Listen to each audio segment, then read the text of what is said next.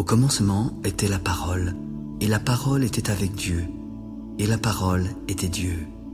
Elle était au commencement avec Dieu. Toutes choses ont été faites par elle, et rien de ce qui a été fait n'a été fait sans elle. En elle était la vie, et la vie était la lumière des hommes.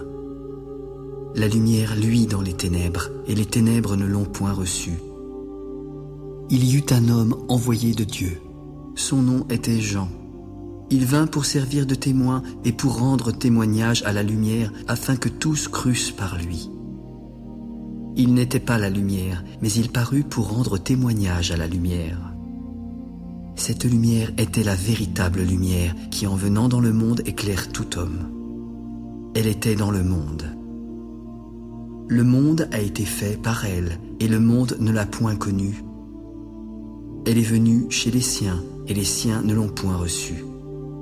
Mais à tous ceux qui l'ont reçue et à ceux qui croient en son nom, elle a donné le pouvoir de devenir enfants de Dieu, lesquels sont nés non du sang, ni de la volonté de la chair, ni de la volonté de l'homme, mais de Dieu. La parole a été faite chair, et elle a habité parmi nous pleine de grâce et de vérité. Nous avons contemplé sa gloire, une gloire comme la gloire du Fils unique venu du Père. Et Jean lui a rendu témoignage. C'est celui dont j'ai dit, celui qui vient après moi m'a précédé, car il était avant moi. Nous avons tous reçu de sa plénitude et grâce pour grâce. La loi a été donnée par Moïse, mais la grâce et la vérité sont venues par Jésus-Christ. Personne n'a jamais vu Dieu. Le Fils unique qui est dans le sein du Père est celui qui l'a fait connaître. Voici le témoignage de Jean lorsque les Juifs envoyèrent de Jérusalem des sacrificateurs et des Lévites pour le questionner. « Toi, qui es-tu » ? « Je ne suis pas le Christ. »« Qui es-tu ? Es-tu Élie ?»« Non, je ne suis pas Élie. »« Es-tu le prophète ?»« Non plus. »« Mais dis-nous qui tu es, afin que nous donnions une réponse à ceux qui nous ont envoyés. Que dis-tu de toi-même ?»« Moi, je suis la voix de celui qui crie dans le désert. Aplanissez le chemin du Seigneur, comme a dit Ésaïe le prophète. » Ceux qui avaient été envoyés étaient des pharisiens, et ils le questionnèrent encore. « Pourquoi donc baptises-tu si tu n'es pas le Christ, ni Élie, ni le prophète ?»« Moi, je baptise d'eau. Mais au milieu de vous, il y a quelqu'un que vous ne connaissez pas, qui vient après moi, et je ne suis pas digne de délier les lacets de ses souliers. » Ces choses se passèrent à Béthanie, au-delà du Jourdain, où Jean baptisait. Le lendemain, il vit Jésus venant à lui. « Voici l'agneau de Dieu qui ôte le péché du monde. C'est celui dont j'ai dit, « Après moi vient un homme qui m'a précédé, car il était avant moi. Je ne le connaissais pas, mais c'est afin qu'il fût manifesté à Israël que je suis venu baptiser d'eau. J'ai vu l'Esprit descendre du ciel comme une colombe et s'arrêter sur lui. Je ne le connaissais pas, mais celui qui m'a envoyé baptiser d'eau m'a dit, « Celui sur qui tu verras l'Esprit descendre et s'arrêter, c'est celui qui baptise du Saint-Esprit. » J'ai vu et j'ai rendu témoignage qu'il est le Fils de Dieu. Le lendemain, lorsque Jésus passait, Jean était encore là avec 2 de ses disciples. « Regardez, voici l'agneau de Dieu. » Les 2 disciples l'entendirent prononcer ces paroles et suivirent Jésus. Voyant qu'ils le suivaient, Jésus se retourna. « Que cherchez-vous » ? ?»« Maître, où demeures-tu » ? ?»« Venez et voyez. » Ils allèrent et ils virent où il demeurait. Ils restèrent auprès de lui ce jour-là. C'était environ la 10e heure. André, frère de Simon-Pierre, était l'un des 2 qui avaient entendu les paroles de Jean et avait suivi Jésus. Ce fut lui qui rencontra le premier son frère Simon. « Simon, nous avons trouvé le Messie, nous avons trouvé le Christ !» Puis André conduisit Simon vers Jésus. Jésus le regarda. « Tu es Simon, fils de Jonas. Tu seras appelé Pierre. » Le lendemain, Jésus voulut se rendre en Galilée. Il rencontra Philippe et lui demanda de le suivre. Philippe était de Bethsaïda, de la ville d'André et de Pierre. Puis Philippe rencontra Nathanaël. « Nous avons trouvé celui de qui Moïse a écrit dans la loi, celui dont les prophètes ont parlé, Jésus de Nazareth, le fils de Joseph. » Philippe, peut-il venir de Nazareth quelque chose de bon? Alors viens et vois toi-même. Jésus, voyant venir à lui Nathanaël, dit de lui: Voici vraiment un Israélite dans lequel il n'y a point de fraude. D'où me connais-tu? Avant que Philippe ne t'appelle, je t'ai vu quand tu étais sous le figuier. Maître, tu es le Fils de Dieu, tu es le roi d'Israël. Parce que je t'ai dit que je t'ai vu sous le figuier, tu crois. Mais tu verras de plus grandes choses que celles-ci. En vérité, vous verrez désormais le ciel ouvert et les anges de Dieu monter et descendre sur le Fils de l'homme. 3 jours après, il y eut des noces à Cana en Galilée. La mère de Jésus était là, et Jésus fut aussi invité aux noces avec ses disciples. Le vin ayant manqué, Marie s'adressa à Jésus. « Vois, ils n'ont plus de vin. » « Femme, qu'y a-t-il entre moi et toi? Mon heure n'est pas encore venue. » Faites ce qu'il vous dira. Or, il y avait là 6 vases de pierre destinés aux purifications des Juifs et contenant chacun 2 ou 3 mesures. Remplissez d'eau ces vases et portez-en à l'ordonnateur du repas. Quand l'ordonnateur du repas eut goûté l'eau changée en vin, et ne sachant d'où venait ce vin, il appela Jésus. Tout homme sert d'abord le bon vin, puis le moins bon après qu'on se soit enivré. Toi, tu as gardé le bon vin jusqu'à présent. Tel fut, à Cana en Galilée, le premier des miracles que fit Jésus. Il manifesta sa gloire et ses disciples crurent en lui. Après cela, il descendit à Capernaum avec sa mère, ses frères et ses disciples, mais ils n'y demeurèrent que peu de jours. La Pâque des Juifs était proche, et Jésus monta à Jérusalem. Il trouva, assis dans le temple, des changeurs ainsi que des vendeurs de bœufs, de brebis et de pigeons. Ayant fait un fouet avec des cordes, il chassa du temple tous les commerçants et leurs animaux. Il dispersa la monnaie des changeurs, renversa les tables et s'adressa aux vendeurs de pigeons. « Ôtez cela d'ici. Ne faites pas de la maison de mon père une maison de trafic. » Ses disciples se souvinrent qu'il est écrit « Le zèle de ta maison me dévore ». Les Juifs prirent alors la parole. « Quel miracle nous montres-tu pour agir de la sorte ?» Détruisez ce temple, et en 3 jours je le relèverai. Il a fallu 46 ans pour bâtir ce temple, et toi, en 3 jours, tu le relèveras?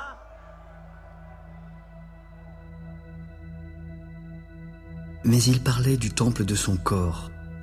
C'est pourquoi, lorsqu'il fut ressuscité des morts, ses disciples se souvinrent qu'il avait dit cela et crurent à l'écriture et à la parole que Jésus avait dite.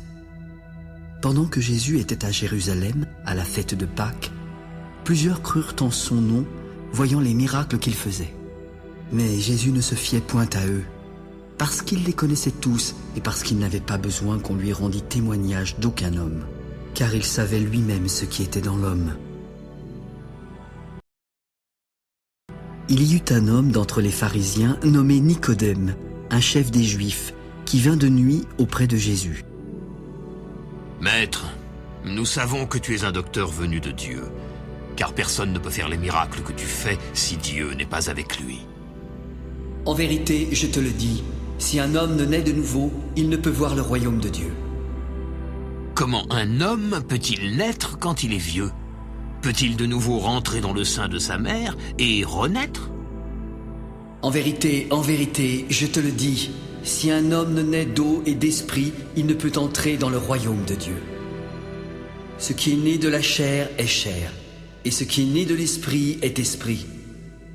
Ne t'étonne pas que je t'ai dit, il faut que vous naissiez de nouveau. Le vent souffle où il veut. Tu entends le bruit, mais tu ne sais pas d'où il vient ni où il va. Il en est ainsi de tout homme qui est né de l'esprit. Mais comment cela peut-il se faire? Tu es le docteur d'Israël et tu ne sais pas ces choses? En vérité, je te le dis, nous disons ce que nous savons et nous rendons témoignage de ce que nous avons vu, mais vous ne recevez pas notre témoignage. Si vous ne croyez pas quand je vous ai parlé des choses terrestres, comment croirez-vous quand je vous parlerai des choses célestes? Personne n'est monté au ciel si ce n'est celui qui est descendu du ciel, le Fils de l'homme qui est dans le ciel. Et comme Moïse éleva le serpent dans le désert, il faut de même que le Fils de l'homme soit élevé afin que quiconque croit en lui ait la vie éternelle. Car Dieu a tant aimé le monde qu'il a donné son Fils unique, afin que quiconque croit en lui ne périsse point, mais qu'il ait la vie éternelle. Dieu, en effet, n'a pas envoyé son Fils dans le monde pour qu'il juge le monde, mais pour que le monde soit sauvé par lui. Celui qui croit en lui n'est point jugé, mais celui qui ne croit pas est déjà jugé, parce qu'il n'a pas cru au nom du Fils unique de Dieu. Et ce jugement, c'est que la lumière étant venue dans le monde, les hommes ont préféré les ténèbres à la lumière, car leurs œuvres étaient mauvaises. Car quiconque fait le mal est la lumière, et ne vient pas à la lumière, de peur que ses œuvres ne soient dévoilées. Mais celui qui agit selon la vérité vient à la lumière, afin que ses œuvres soient manifestées, parce qu'elles sont faites en Dieu. Après cela, Jésus, accompagné de ses disciples, se rendit dans la terre de Judée. Là, il demeurait avec eux et il baptisait. Jean aussi baptisait à Hénon, près de Salim, parce qu'il y avait là beaucoup d'eau, et on y venait pour être baptisé, car Jean n'avait pas encore été mis en prison. Or, il s'éleva de la part des disciples de Jean une dispute avec un juif touchant la purification. Ils vinrent alors trouver Jean. « Maître, celui qui était avec toi au-delà du Jourdain et à qui tu as rendu témoignage, regarde, il baptise et tous vont à lui !» Un homme ne peut recevoir que ce qui lui a été donné du ciel. Vous-même m'êtes témoin que j'ai dit, je ne suis pas le Christ, mais j'ai été envoyé devant lui. Celui à qui appartient l'épouse, c'est l'époux. Mais l'ami de l'époux qui se tient là et qui l'entend éprouve une grande joie à cause de la voix de l'époux. Aussi, cette joie qui est la mienne est parfaite. Il faut qu'il croisse et que je diminue. Celui qui vient d'en haut est au-dessus de tous. Celui qui est de la terre est de la terre et il parle comme étant de la terre. Celui qui vient du ciel est au-dessus de tous. Il rend témoignage de ce qu'il a vu et entendu, mais personne ne reçoit son témoignage. Celui qui a reçu son témoignage a certifié que Dieu est vrai, car celui que Dieu a envoyé dit les paroles de Dieu, parce que Dieu ne lui donne pas l'esprit avec mesure. Le Père aime le Fils, et il a remis toutes choses entre ses mains. Celui qui croit au Fils a la vie éternelle. Celui qui ne croit pas au Fils ne verra pas la vie, mais la colère de Dieu demeure sur lui. Le Seigneur sut que les pharisiens avaient appris qu'il faisait et baptisait plus de disciples que Jean. Toutefois, Jésus ne baptisait pas lui-même, mais c'étaient ses disciples. Alors il quitta la Judée et retourna en Galilée. Comme il fallait qu'il passât par la Samarie, il arriva dans une ville nommée Sychar, près du champ que Jacob avait donné à Joseph, son fils. Là se trouvait le puits de Jacob, et Jésus, fatigué du voyage, était assis au bord du puits. C'était environ la 6e heure. Une femme de Samarie vint y puiser de l'eau.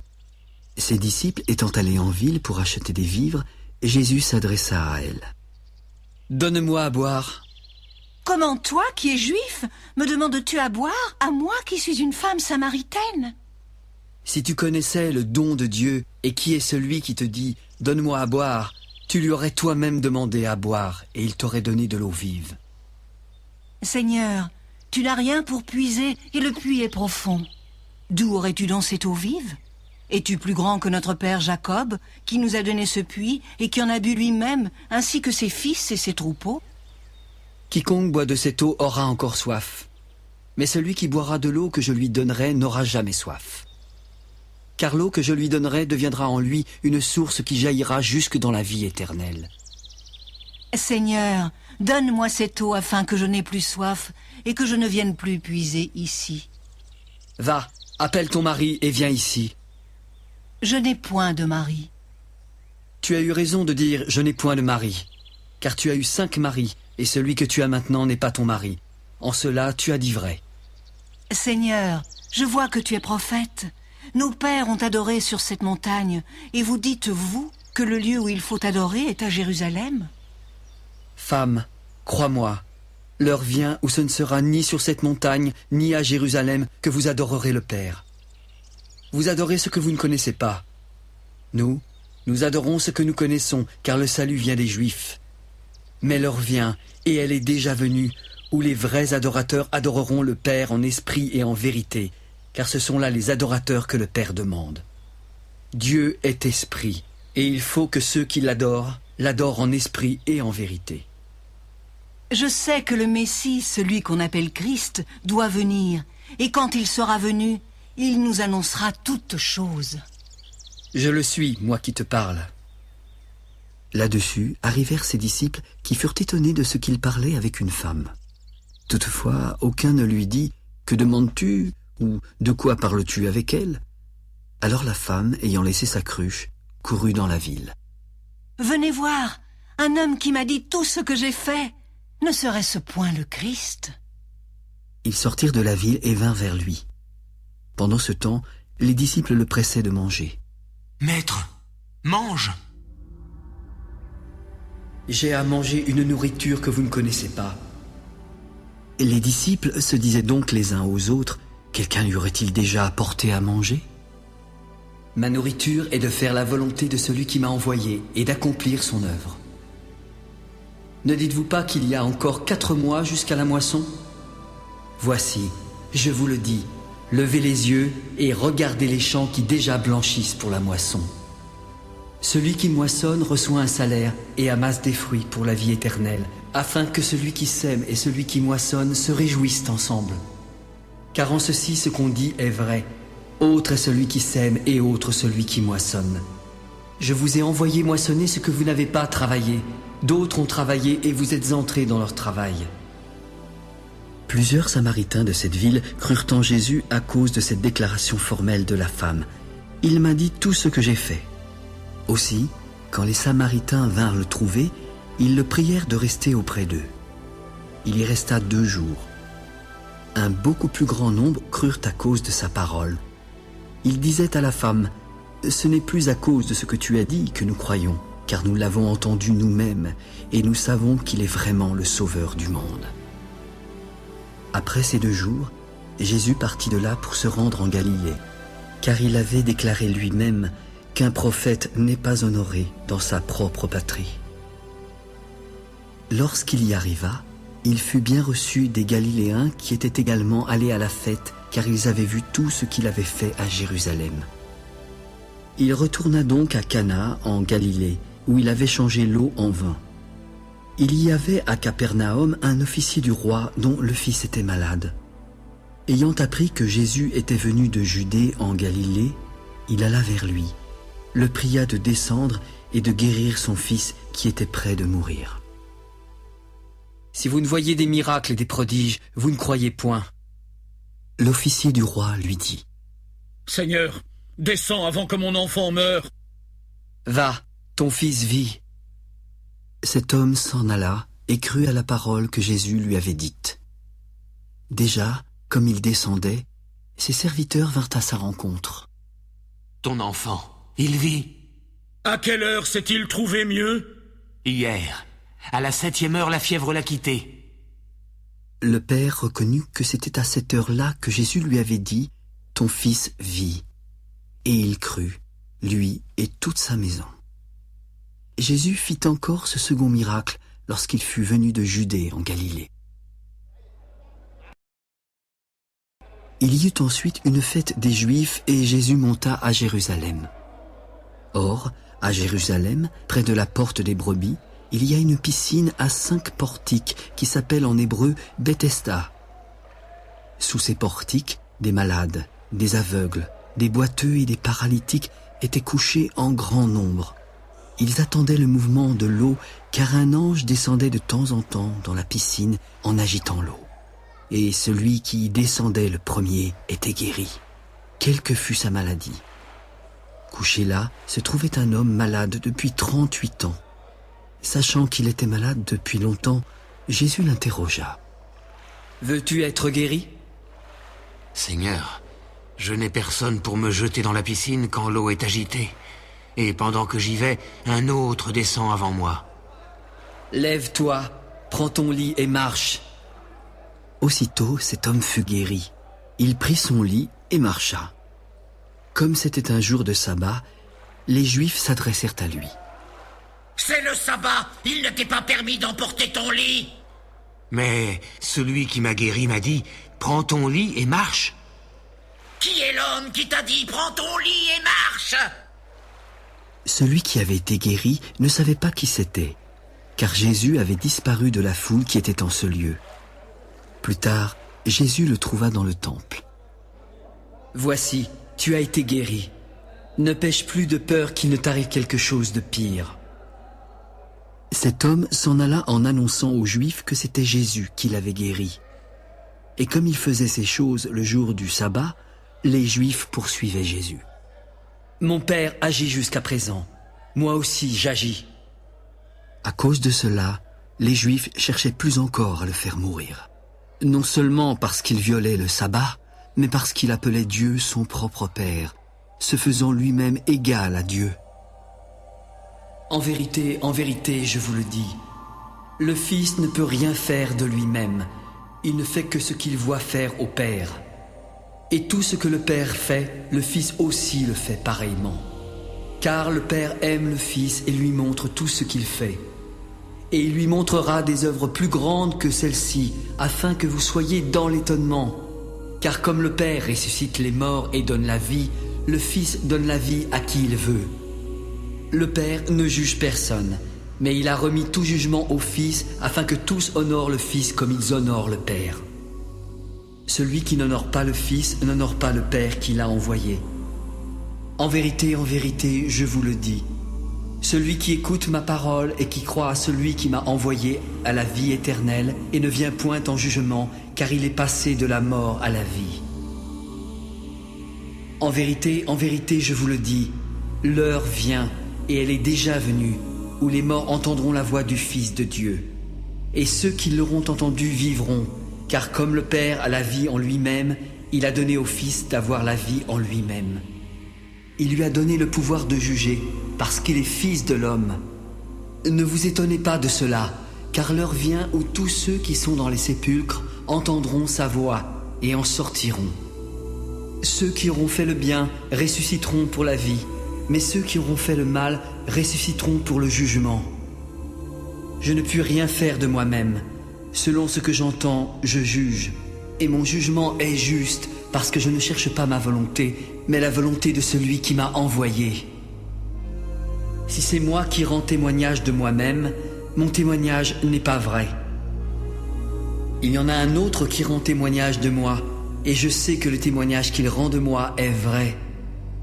Vous avez été envoyé vers Jean, et il a rendu témoignage à la vérité. Pour moi, ce n'est pas d'un homme que je reçois le témoignage, mais je dis ceci afin que vous soyez sauvés. Jean était la lampe qui brûle et qui luit, et vous avez voulu vous réjouir 1 heure à sa lumière. Moi, j'ai un témoignage plus grand que celui de Jean, car les œuvres que le Père m'a donné d'accomplir, ces œuvres mêmes que je fais, témoignent de moi que c'est le Père qui m'a envoyé. Et le Père qui m'a envoyé a rendu lui-même témoignage de moi. Vous n'avez jamais entendu sa voix, vous n'avez jamais vu sa face, et sa parole ne demeure point en vous, parce que vous ne croyez pas à celui qui l'a envoyé. Vous sondez les Écritures parce que vous pensez avoir en elles la vie éternelle. Ce sont elles qui rendent témoignage de moi, et vous ne voulez pas venir à moi pour avoir la vie? Je ne tire pas ma gloire des hommes, mais je sais que vous n'avez point en vous l'amour de Dieu. Je suis venu au nom de mon Père, et vous ne me recevez pas. Si un autre vient en son propre nom, vous le recevrez. Comment pouvez-vous croire, vous qui tirez votre gloire les uns des autres et qui ne cherchez point la gloire qui vient de Dieu seul? Ne pensez pas que moi je vous accuserai devant le Père. Celui qui vous accuse, c'est Moïse, en qui vous avez mis votre espérance. Car si vous croyez Moïse, vous me croiriez aussi parce qu'il a écrit de moi. Mais si vous ne croyez pas ces écrits, comment croirez-vous à mes paroles? Après cela, Jésus s'en alla de l'autre côté de la mer de Galilée, de Tibériade. Une grande foule le suivait parce qu'elle voyait les miracles qu'il opérait sur les malades. Jésus monta sur la montagne et s'assit avec ses disciples. Or, la Pâque, la fête des Juifs, était proche. Ayant levé les yeux et voyant qu'une grande foule venait à lui, Jésus s'adressa à Philippe afin de l'éprouver, car il savait déjà ce qu'il allait faire. « Où achèterons-nous des pains pour que tous ces gens aient à manger?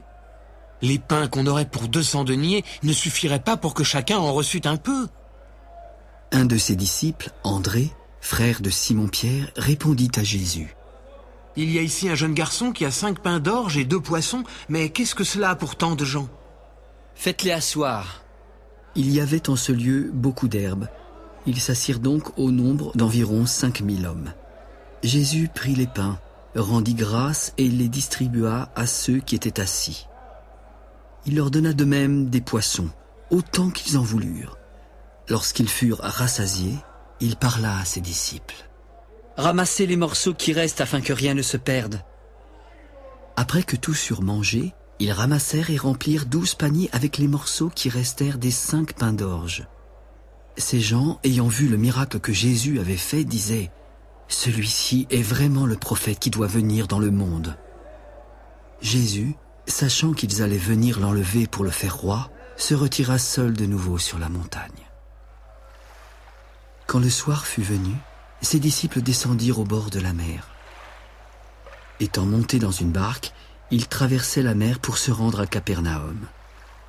Il faisait déjà nuit, et Jésus ne les avait pas encore rejoints. Il soufflait un grand vent, et la mer était agitée.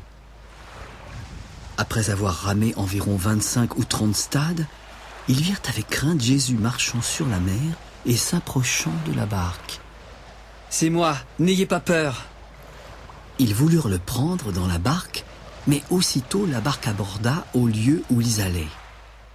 La foule, qui était restée de l'autre côté de la mer, avait remarqué qu'il ne se trouvait là qu'une seule barque, et que Jésus n'y était pas monté avec ses disciples, mais qu'ils étaient partis seuls. Le lendemain, comme d'autres barques étaient arrivées de Tibériade, près du lieu où ils avaient mangé le pain après que le Seigneur eut rendu grâce, les gens de la foule, ayant vu que ni Jésus ni ses disciples n'étaient là, montèrent eux-mêmes dans ces barques. Ils allèrent à sa recherche à Capernaum et le trouvèrent au-delà de la mer. « Maître, quand es-tu venu ici ?» En vérité, je vous le dis, vous me cherchez non parce que vous avez vu des miracles, mais parce que vous avez mangé des pains et que vous avez été rassasiés.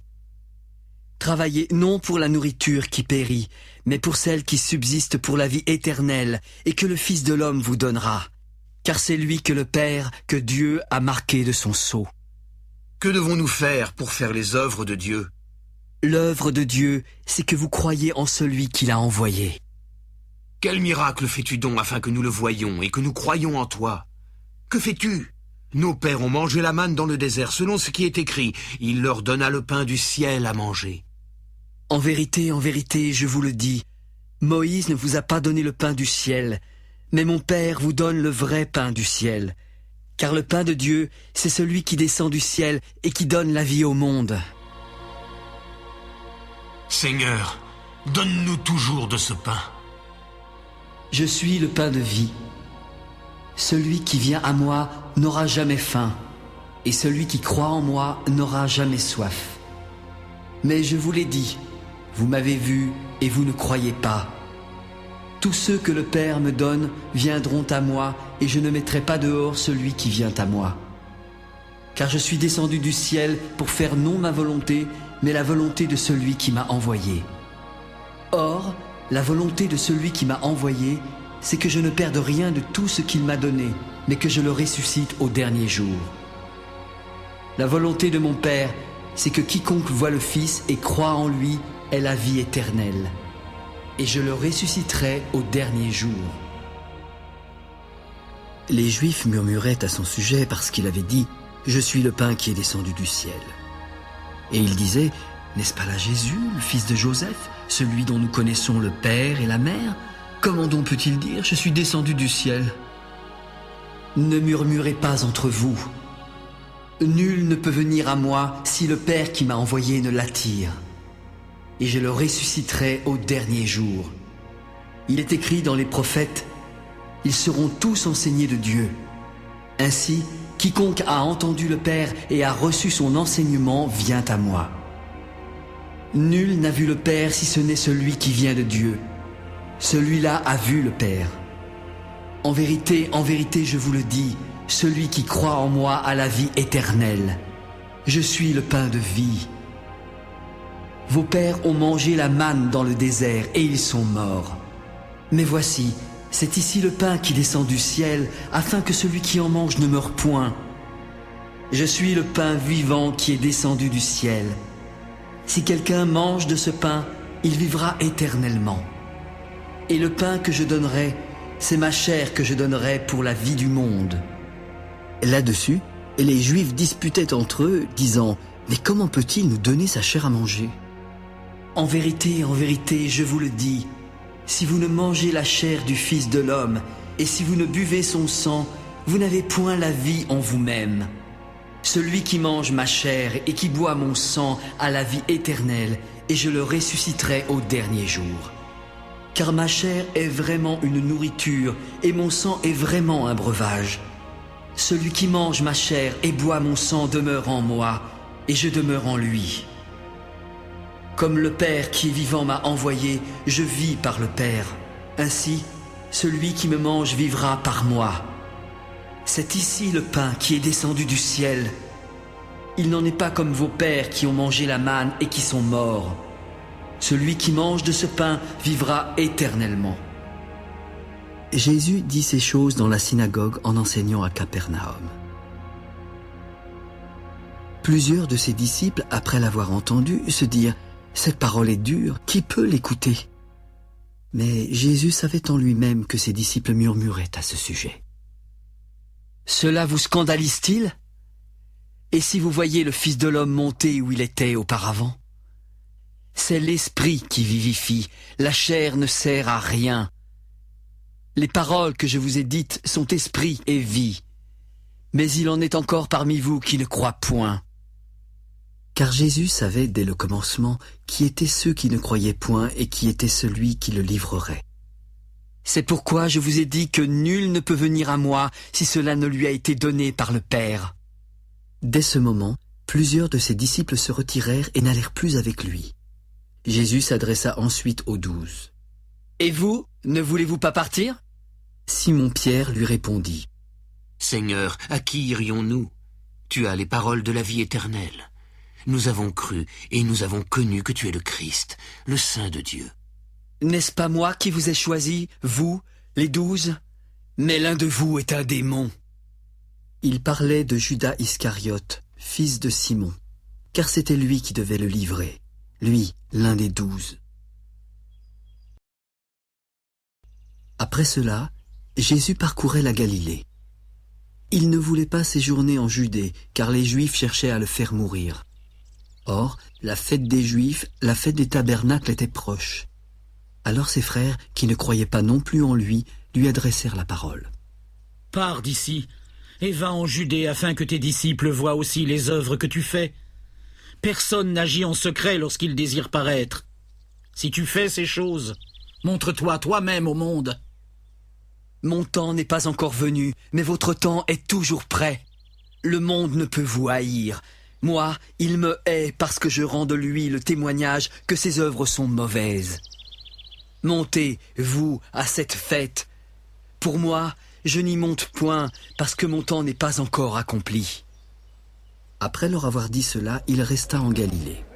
Mais lorsque ses frères furent montés à la fête, il y monta aussi lui-même en secret. Les Juifs le cherchaient pendant la fête et se disaient « Mais où est-il » Il y avait dans la foule grande rumeur à son sujet. Les uns disaient « C'est un homme de bien », d'autres disaient « Non, il égare la multitude ». Personne toutefois ne parlait librement de lui par crainte des Juifs. Vers le milieu de la fête, Jésus monta au temple. Il enseignait et les Juifs s'étonnaient. « Comment connaît-il les Écritures, lui qui n'a point étudié ?» Ma doctrine n'est pas de moi, mais de celui qui m'a envoyé. Si quelqu'un veut faire sa volonté, il connaîtra si ma doctrine est de Dieu ou si je parle de mon chef. Celui qui parle de son chef cherche sa propre gloire, mais celui qui cherche la gloire de celui qui l'a envoyé, celui-là est vrai, et il n'y a point d'injustice en lui. Moïse ne vous a-t-il pas donné la loi? Mais nul de vous n'observe la loi. Pourquoi cherchez-vous à me faire mourir? Tu as un démon! Qui est-ce qui cherche à te faire mourir? J'ai fait une œuvre, et vous en êtes tous étonnés. Moïse vous a donné la circoncision, et vous circoncisez un homme le jour du sabbat. Si un homme reçoit la circoncision le jour du sabbat, afin que la loi de Moïse ne soit pas violée, pourquoi vous irritez-vous contre moi de ce que j'ai guéri un homme tout entier le jour du sabbat?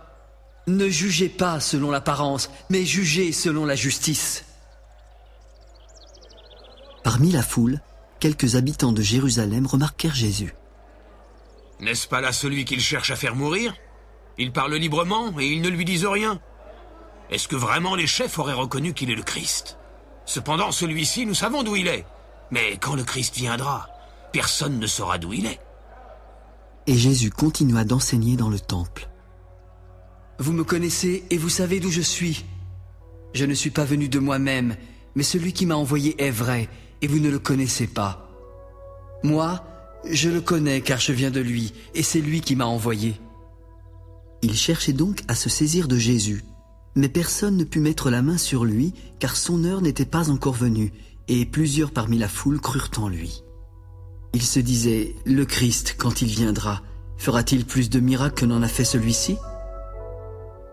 Les pharisiens entendirent la foule murmurant de lui ces choses. Alors les principaux sacrificateurs et les pharisiens envoyèrent des huissiers pour le saisir. Je suis encore avec vous pour un peu de temps, puis je m'en vais vers celui qui m'a envoyé. Vous me chercherez, mais vous ne me trouverez pas, et vous ne pouvez venir où je serai. Sur quoi les Juifs dirent entre eux, où ira-t-il que nous ne le trouvions pas? Ira-t-il parmi ceux qui sont dispersés chez les Grecs? Enseignera-t-il les Grecs? Que signifie cette parole qu'il a dite, vous me chercherez, mais vous ne me trouverez pas, et vous ne pouvez venir où je serai. Le dernier jour, au grand jour de la fête, Jésus se tenait debout. Si quelqu'un a soif, qu'il vienne à moi et qu'il boive. À celui qui croit en moi, et comme dit l'Écriture, des fleuves d'eau vive couleront de son sein. Il dit cela de l'Esprit que devaient recevoir ceux qui croiraient en lui. Et l'Esprit n'était pas encore descendu, parce que Jésus n'avait pas encore été glorifié. Des gens de la foule, ayant entendu ces paroles, se disaient « Celui-ci est vraiment le prophète ?» D'autres disaient « C'est le Christ ?» Et d'autres disaient « Est-ce bien de la Galilée que doit venir le Christ ?» L'Écriture ne dit-elle pas que c'est de la postérité de David et du village de Bethléem où était David que le Christ doit venir? Il y eut donc, à cause de lui, division parmi la foule. Quelques-uns d'entre eux voulaient le saisir, mais personne ne mit la main sur lui. Ainsi, les huissiers retournèrent vers les principaux sacrificateurs et les pharisiens. « Mais pourquoi ne l'avez-vous pas amené? Jamais un homme n'a parlé comme cet homme. Est-ce que vous aussi vous avez été séduits? Y a-t-il quelqu'un, des chefs ou des pharisiens, qui ait cru en lui? Mais cette foule qui ne connaît pas la loi, ce sont des maudits! » Nicodème, qui était venu de nuit vers Jésus et qui était l'un d'entre eux, leur répondit. « Notre loi condamne-t-elle un homme avant qu'on l'entende et qu'on sache ce qu'il a fait? Es-tu aussi galiléen? Examine, et tu verras que de Galilée, il ne sort pas de prophète. » Et chacun s'en retourna dans sa maison. Jésus se rendit à la montagne des Oliviers. Mais dès le matin, il alla de nouveau dans le temple et tout le peuple vint à lui. S'étant assis, il les enseignait. Alors, les scribes et les pharisiens amenèrent une femme surprise en adultère. Ils la placèrent au milieu du peuple et dirent à Jésus. « Maître, cette femme a été surprise en flagrant délit d'adultère. Moïse, dans la loi, nous a ordonné de lapider de telles femmes. Et toi, que dis-tu » Il disait cela pour l'éprouver afin de pouvoir l'accuser. Mais Jésus, s'étant baissé, écrivait avec le doigt sur la terre. Comme il continuait à l'interroger, il se releva et leur dit « Que celui de vous qui est sans péché jette le premier la pierre contre elle. » Et s'étant de nouveau baissé, il continuait d'écrire sur la terre. Quand ils entendirent cela, accusés par leur conscience, ils se retirèrent un à un, depuis les plus âgés jusqu'aux derniers. Et Jésus resta seul avec la femme qui était là, au milieu. Alors, s'étant relevé et ne voyant plus que la femme, Jésus lui parla. « Femme, où sont ceux qui t'accusaient? Personne ne t'a-t-il condamné? » ?»« Non, Seigneur. » »« Alors je ne te condamne pas non plus. Va et ne pêche plus. Je suis la lumière du monde. Celui qui me suit ne marchera pas dans les ténèbres, mais il aura la lumière de la vie. Tu rends témoignage de toi-même. Ton témoignage n'est pas vrai. Quoique je rende témoignage de moi-même, mon témoignage est vrai, car je sais d'où je suis venu et où je vais. Mais vous ne savez ni d'où je viens, ni où je vais. Vous jugez selon la chair, mais moi je ne juge personne. Si je juge, mon jugement est vrai, et je ne suis pas seul, car le Père qui m'a envoyé est avec moi. Il est écrit dans votre loi que le témoignage de 2 hommes est vrai. Je rends témoignage de moi-même, et le Père qui m'a envoyé rend témoignage de moi. Où est ton père? Vous ne me connaissez ni moi, ni mon Père. Si vous me connaissiez, vous connaîtriez aussi mon Père. Jésus dit ces paroles en enseignant dans le temple, au lieu où était le trésor. Personne ne le saisit parce que son heure n'était pas encore venue. Je m'en vais et vous me chercherez, mais vous mourrez dans votre péché. Vous ne pouvez venir où je vais.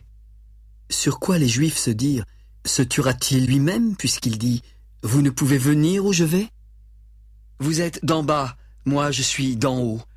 Vous êtes de ce monde, moi je ne suis pas de ce monde. C'est pourquoi je vous ai dit que vous mourrez dans vos péchés, car si vous ne croyez pas ce que je suis, vous mourrez dans vos péchés. Mais qui es-tu? Ce que je vous dis dès le commencement. J'ai beaucoup de choses à dire de vous et à juger en vous.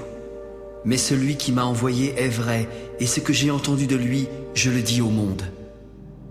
Comme ils ne comprirent point qu'il leur parlait du Père, Jésus leur dit « Quand vous aurez élevé le Fils de l'homme, alors vous connaîtrez ce que je suis et que je ne fais rien de moi-même, mais que je parle selon ce que le Père m'a enseigné. Celui qui m'a envoyé est avec moi. Il ne m'a pas laissé seul, parce que je fais toujours ce qui lui est agréable. » Comme Jésus parlait ainsi, plusieurs crurent en lui. Il s'adressa alors à eux. « Si vous demeurez dans ma parole, vous êtes vraiment mes disciples. Vous connaîtrez la vérité, et la vérité vous affranchira. » Nous sommes la postérité d'Abraham, et nous n'avons jamais été esclaves de personne. Comment peux-tu dire, vous deviendrez libres? En vérité, je vous le dis, quiconque se livre au péché est esclave du péché. Or, l'esclave ne demeure pas toujours dans la maison, mais le Fils y demeure toujours. Si donc le Fils vous affranchit, vous serez réellement libre. Je sais que vous êtes la postérité d'Abraham, mais vous cherchez à me faire mourir parce que ma parole ne pénètre pas en vous. Je dis ce que j'ai vu chez mon Père, et vous faites ce que vous avez entendu de la part de votre Père. Notre Père, c'est Abraham! Si vous étiez enfant d'Abraham, vous feriez les œuvres d'Abraham. Mais maintenant vous cherchez à me faire mourir, moi qui vous ai dit la vérité que j'ai entendue de Dieu. Cela, Abraham ne l'a point fait. Vous faites les œuvres de votre Père. Nous ne sommes pas des enfants illégitimes. Nous avons un seul Père, Dieu. Si Dieu était votre Père, vous m'aimeriez, car c'est de Dieu que je suis sorti et que je viens. Je ne suis pas venu de moi-même, mais c'est lui qui m'a envoyé. Pourquoi ne comprenez-vous pas mon langage? Parce que vous ne pouvez pas écouter ma parole. Vous avez pour père le diable, et vous voulez accomplir les désirs de votre père. Il a été meurtrier dès le commencement. Il ne se tient pas dans la vérité, parce qu'il n'y a pas de vérité en lui. Lorsqu'il profère le mensonge, il parle de son propre fond, car il est menteur et père du mensonge. Et moi, parce que je dis la vérité, vous ne me croyez pas. Qui de vous me convaincra de pécher? Si je dis la vérité, pourquoi ne me croyez-vous pas? Celui qui est de Dieu écoute les paroles de Dieu. Vous n'écoutez pas parce que vous n'êtes pas de Dieu. N'avons-nous pas raison de dire que tu es un Samaritain et que tu as un démon? Je n'ai pas de démon, mais j'honore mon Père et vous m'outragez. Je ne cherche point ma gloire, mais il en est un qui la cherche et qui juge. En vérité, je vous le dis, si quelqu'un garde ma parole, il ne verra jamais la mort. Maintenant, nous connaissons que tu as un démon. Abraham est mort, les prophètes aussi. Et tu dis, si quelqu'un garde ma parole, il ne verra jamais la mort. Es-tu plus grand que notre père Abraham qui est mort? Les prophètes aussi sont morts. Mais qui donc prétends-tu être? Si je me glorifie moi-même, ma gloire n'est rien. C'est mon Père qui me glorifie. Lui que vous dites être votre Dieu et que vous ne connaissez pas. Pour moi, je le connais. Et si je disais que je ne le connais pas, je serais semblable à vous, un menteur. Mais je le connais et je garde sa parole. Abraham, votre père, a tressailli de joie de ce qu'il verrait mon jour. Il l'a vu et il s'est réjoui. Tu n'as pas encore 50 ans et tu as vu Abraham? En vérité, je vous le dis, avant qu'Abraham fût, je suis. Là-dessus, ils prirent des pierres pour les jeter contre lui. Mais Jésus se cacha et sortit du temple. Jésus vit en passant un homme aveugle de naissance. Et ses disciples lui firent cette question. « Maître, qui a péché, cet homme ou ses parents pour qu'il soit né aveugle ?» Ce n'est pas que lui ou ses parents aient péché, mais c'est afin que les œuvres de Dieu soient manifestées en lui. Il faut que je fasse, tandis qu'il fait jour, les œuvres de celui qui m'a envoyé. La nuit vient où personne ne peut travailler. Pendant que je suis dans le monde, je suis la lumière du monde. Après avoir dit cela, il cracha à terre et fit de la boue avec sa salive. Puis il appliqua cette boue sur les yeux de l'aveugle. « Va et lave-toi au réservoir de Siloé. » Il y alla, se lava et s'en retourna voyant clair. Ses voisins et ceux qui auparavant l'avaient connu comme un mendiant disaient « N'est-ce pas celui-là qui se tenait assis et qui mendiait ?» Les uns disaient « C'est lui », d'autres disaient « Non, mais il lui ressemble ». Et lui-même disait « C'est moi ». Comment tes yeux ont-ils été ouverts? L'homme qu'on appelle Jésus a fait de la boue et a oint mes yeux, puis il m'a dit « Va au réservoir de Siloé et lave-toi ». Alors voici, j'y suis allé, je me suis lavé, et j'ai recouvré la vue. Où est cet homme? Je ne sais pas. Ils emmenèrent ensuite vers les pharisiens celui qui avait été aveugle. Mais c'était un jour de sabbat que Jésus avait fait de la boue et lui avait ouvert les yeux. Et de nouveau, les pharisiens demandèrent à l'homme comment il avait recouvré la vue. Il a appliqué de la boue sur mes yeux, je me suis lavé et je vois. Cet homme ne vient pas de Dieu car il n'observe pas le sabbat. Comment un homme pécheur peut-il faire de tels miracles? Et toi, que dis-tu de lui sur ce qu'il t'a ouvert les yeux? C'est un prophète. Les Juifs ne crurent point qu'il eût été aveugle et qu'il eût recouvré la vue jusqu'à ce qu'il eusse fait venir ses parents. Est-ce là votre fils que vous dites être né aveugle? Comment donc voit-il maintenant? Nous savons que c'est notre fils et qu'il est né aveugle. Mais comment il voit maintenant, ou qui lui a ouvert les yeux, nous ne le savons pas. Interrogez-le lui-même, il a l'âge, et il parlera de ce qui le concerne. Ses parents dirent cela parce qu'ils craignaient les Juifs, car les Juifs étaient déjà convenus que si quelqu'un reconnaissait Jésus pour le Christ, il serait exclu de la synagogue. C'est pourquoi ses parents dirent « Il a l'âge, et interrogez-le lui-même ». Les pharisiens appelèrent une seconde fois l'homme qui avait été aveugle. Donne gloire à Dieu! Nous savons que cet homme est un pécheur! Je ne sais pas s'il est un pécheur, mais je sais une chose, c'est que j'étais aveugle et que maintenant je vois. Que t'a-t-il fait? Comment t'a-t-il ouvert les yeux? Je vous l'ai déjà dit et vous ne m'avez pas écouté. Pourquoi voulez-vous l'entendre encore? Voulez-vous aussi devenir ses disciples? C'est toi qui es son disciple. Nous sommes les disciples de Moïse. Nous savons que Dieu a parlé à Moïse, mais celui-ci, nous ne savons pas d'où il est. Il est étonnant que vous ne sachiez pas d'où il est. Cependant, il m'a ouvert les yeux. Nous savons que Dieu n'exauce point les pécheurs. Mais si quelqu'un l'honore et fait sa volonté, c'est celui-là qui l'exauce. Jamais on n'a entendu dire que quelqu'un ait ouvert les yeux d'un aveugle-né. Si cet homme ne venait pas de Dieu, il ne pourrait rien faire. Tu es né tout entier dans le péché et tu oses nous enseigner! Ils le repoussèrent alors violemment. Jésus, ayant appris qu'il l'avait chassé, l'interrogea quand il le rencontra de nouveau. « Crois-tu au Fils de Dieu ?» Et qui est-il, Seigneur, afin que je croie en lui? Tu l'as vu, et celui qui te parle, c'est lui. Je crois, Seigneur. Je suis venu dans ce monde pour un jugement, afin que ceux qui ne voient point voient, et que ceux qui voient deviennent aveugles. Nous aussi sommes-nous aveugles? Si vous étiez aveugle, vous n'auriez pas de péché. Mais maintenant, vous dites, nous voyons. C'est pour cela que votre péché subsiste. En vérité, je vous le dis, Celui qui n'entre pas par la porte dans la bergerie, mais qui y monte par ailleurs est un voleur et un brigand. Mais celui qui entre par la porte est le berger des brebis. Le portier lui ouvre et les brebis entendent sa voix. Il appelle par leur nom celles qui lui appartiennent et il les conduit dehors. Lorsqu'il a fait sortir toutes ses brebis, il marche devant et elles le suivent parce qu'elles connaissent sa voix.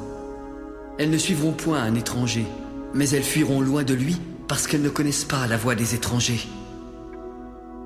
Jésus leur dit cette parabole, mais ils ne comprirent pas de quoi il leur parlait. En vérité, je vous le dis, je suis la porte des brebis. Tous ceux qui sont venus avant moi sont des voleurs et des brigands, mais les brebis ne les ont point écoutés. Je suis la porte. Si quelqu'un entre par moi, il sera sauvé. Il entrera, il sortira et il trouvera des pâturages. Le voleur ne vient que pour dérober, égorger et détruire. Moi, je suis venu afin que les brebis aient la vie et qu'elles soient dans l'abondance. Je suis le bon berger. Le bon berger donne sa vie pour ses brebis. Mais le mercenaire, qui n'est pas le berger et à qui n'appartiennent pas les brebis, voit venir le loup. Il abandonne les brebis et prend la fuite. Alors le loup les ravit et les disperse. Le mercenaire s'enfuit parce qu'il est mercenaire et qu'il ne se met pas en peine pour des brebis. Je suis le bon berger. Je connais mes brebis. Elles me connaissent comme le Père me connaît et comme je connais le Père. Je donne ma vie pour mes brebis. J'ai encore d'autres brebis qui ne sont pas de cette bergerie. Celles-là, il faut que je les amène. Elles entendront ma voix et il y aura un seul troupeau, un seul berger. Le Père m'aime parce que je donne ma vie afin de la reprendre. Personne ne me l'ôte, mais je la donne de moi-même. J'ai le pouvoir de la donner et j'ai le pouvoir de la reprendre. Tel est l'ordre que j'ai reçu de mon Père. Il y eut à cause de ces paroles une division parmi les Juifs. Plusieurs d'entre eux disaient « Il a un démon, il est fou, pourquoi l'écoutez-vous » D'autres disaient « Ce ne sont pas les paroles d'un démoniaque. Un démon peut-il ouvrir les yeux des aveugles ?» C'était l'hiver, et on célébrait à Jérusalem la fête de la dédicace. Jésus se promenait dans le temple sous le portique de Salomon quand des Juifs vinrent l'entourer. « Jusqu'à quand tiendras-tu notre esprit en suspens? Si tu es le Christ, dis-le-nous franchement !» Je vous l'ai dit, et vous ne croyez pas. Les œuvres que je fais au nom de mon Père rendent témoignage de moi. Mais vous ne croyez pas parce que vous n'êtes pas de mes brebis. Mes brebis entendent ma voix. Je les connais et elles me suivent. Je leur donne la vie éternelle et elles ne périront jamais. Personne ne les ravira de ma main. Mon Père qui me les a donnés est plus grand que tous. Et personne ne peut les ravir de la main de mon Père. Moi et le Père, nous sommes un. Alors, les Juifs prirent des pierres pour le lapider. Je vous ai fait voir plusieurs bonnes œuvres venant de mon Père. Pour laquelle me lapidez-vous ? Ce n'est point pour une bonne œuvre que nous te lapidons, mais pour un blasphème, parce que toi qui es un homme, tu te fais Dieu. N'est-il pas écrit dans votre loi ? J'ai dit, vous êtes des dieux ? Si elle a appelé Dieu ceux à qui la parole de Dieu a été adressée, et si l'écriture ne peut être anéantie, pourquoi accusez-vous de blasphème celui que le Père a sanctifié et envoyé dans le monde ? Cela parce que j'ai dit, je suis le Fils de Dieu ? Si je ne fais pas les œuvres de mon Père, vous ne me croyez pas. Mais si je les fais, vous ne me croyez pas non plus. Croyez à ces œuvres afin que vous sachiez et reconnaissiez que le Père est en moi et que je suis dans le Père. Là-dessus, ils cherchèrent encore à le saisir, mais il s'échappa de leurs mains.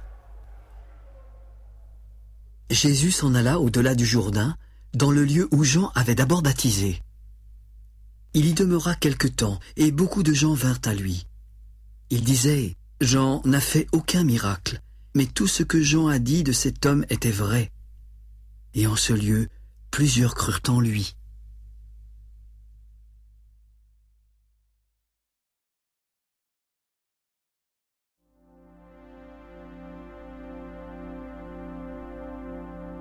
Il y avait un homme malade, Lazare, de Béthanie, le village de Marie et de Marthe, sa sœur. C'était cette Marie qui oignit de parfum le Seigneur et qui lui essuya les pieds avec ses cheveux. C'était son frère Lazare qui était malade. Alors les sœurs envoyèrent dire à Jésus: Seigneur, celui que tu aimes est malade. Cette maladie n'est point à la mort, mais elle est pour la gloire de Dieu, afin que le Fils de Dieu soit glorifié par elle. Or, Jésus aimait Marthe, sa sœur et Lazare. Quand il eut appris que Lazare était malade, il resta encore 2 jours dans le lieu où il était et dit ensuite aux disciples: Retournons en Judée. Maître, les Juifs cherchaient récemment à te lapider, et tu veux retourner en Judée? N'y a-t-il pas 12 heures au jour? Si quelqu'un marche pendant le jour, il ne bronche point parce qu'il voit la lumière de ce monde. Mais si quelqu'un marche pendant la nuit, il bronche parce que la lumière n'est pas en lui.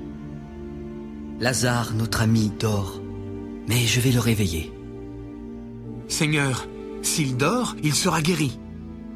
Jésus avait parlé de sa mort, mais ils crurent qu'il parlait de l'assoupissement du sommeil. Alors il leur dit ouvertement: Lazare est mort.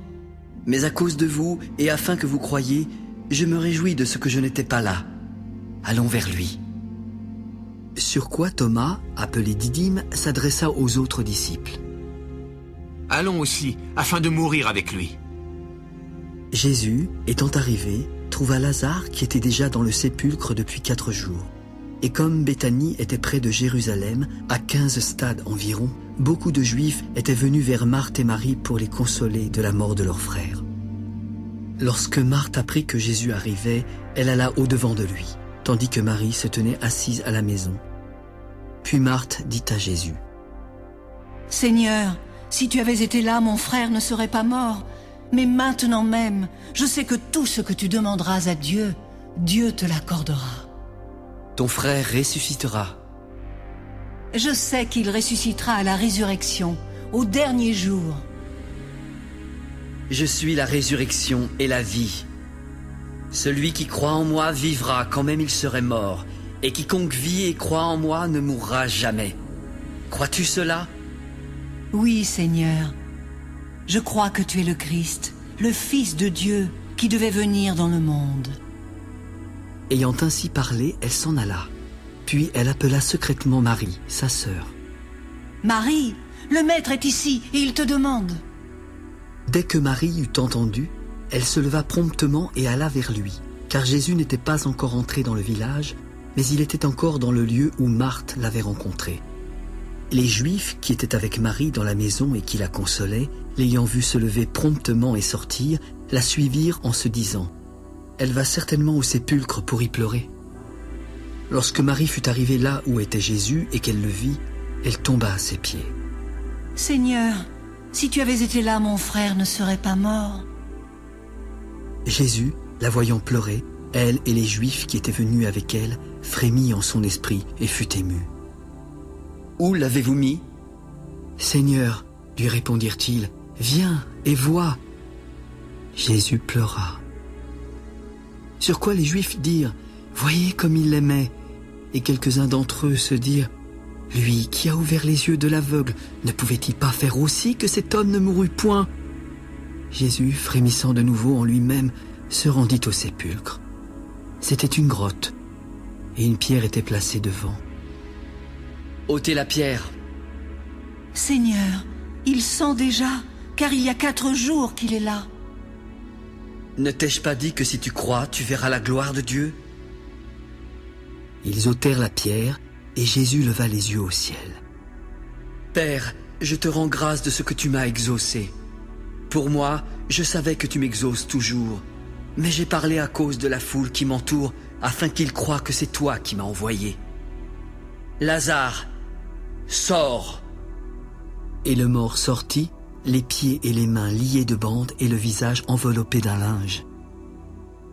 Déliez-le et laissez-le aller. Plusieurs des Juifs qui étaient venus vers Marie et qui virent ce que fit Jésus crurent en lui. Mais quelques-uns d'entre eux allèrent trouver les pharisiens et leur dire ce que Jésus avait fait. Alors, les principaux sacrificateurs et les pharisiens assemblèrent le Sanhédrin.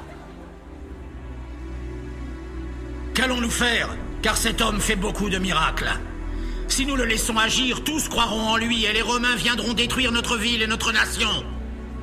L'un d'eux, Caïphe, qui était souverain sacrificateur cette année-là, leur dit: Vous ne comprenez rien. Vous ne réfléchissez pas qu'il est dans votre intérêt qu'un seul homme meure pour le peuple et que la nation entière ne périsse pas. Or, il ne dit pas cela de lui-même. Mais étant souverain sacrificateur cette année-là, il prophétisa que Jésus devait mourir pour la nation. Et ce n'était pas pour la nation seulement, c'était aussi afin de réunir en un seul corps les enfants de Dieu dispersés. Dès ce jour, ils résolurent de le faire mourir. C'est pourquoi Jésus ne se montra plus ouvertement parmi les Juifs. Il se retira dans la contrée voisine du désert, dans une ville appelée Éphraïm, afin d'y demeurer avec ses disciples.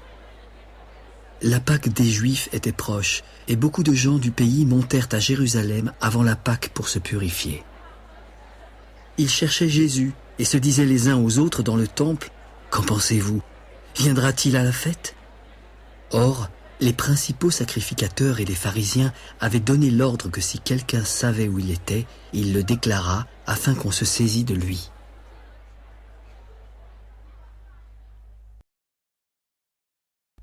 Six jours avant la Pâque, Jésus arriva à Béthanie, où était Lazare qu'il avait ressuscité des morts.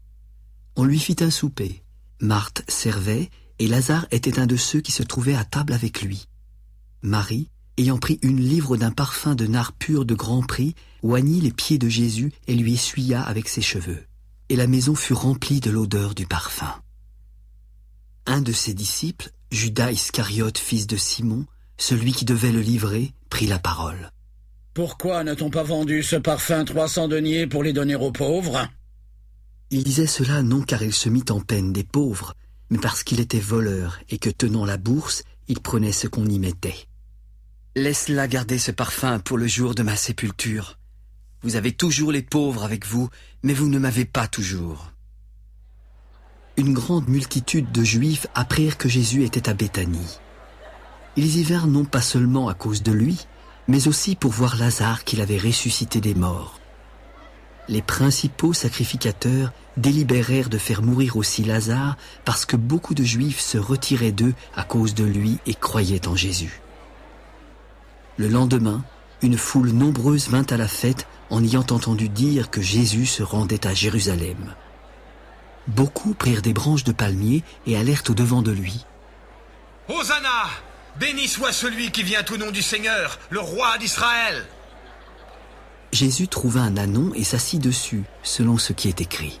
« Ne crains point, fille de Sion, voici, ton roi vient assis sur le petit d'une ânesse. » Ses disciples ne comprirent pas d'abord ces choses, mais lorsque Jésus eut été glorifié, ils se souvinrent qu'elles étaient écrites de lui et qu'il les avait accomplies à son égard. Tous ceux qui étaient avec Jésus quand il appela Lazare du sépulcre et le ressuscita des morts lui rendaient témoignage. Et la foule vint au-devant de lui parce qu'elle avait appris qu'il avait fait ce miracle. Les pharisiens se dirent donc les uns aux autres: « Vous voyez, vous ne gagnez rien. Regardez, tout le monde est près de lui. » Quelques Grecs, du nombre de ceux qui étaient montés pour adorer pendant la fête, s'adressèrent à Philippe de Bethsaïda en Galilée et lui dirent avec instance: « Seigneur, nous voudrions voir Jésus. » Philippe alla le dire à André, puis André et Philippe le dirent à Jésus. L'heure est venue où le Fils de l'homme doit être glorifié.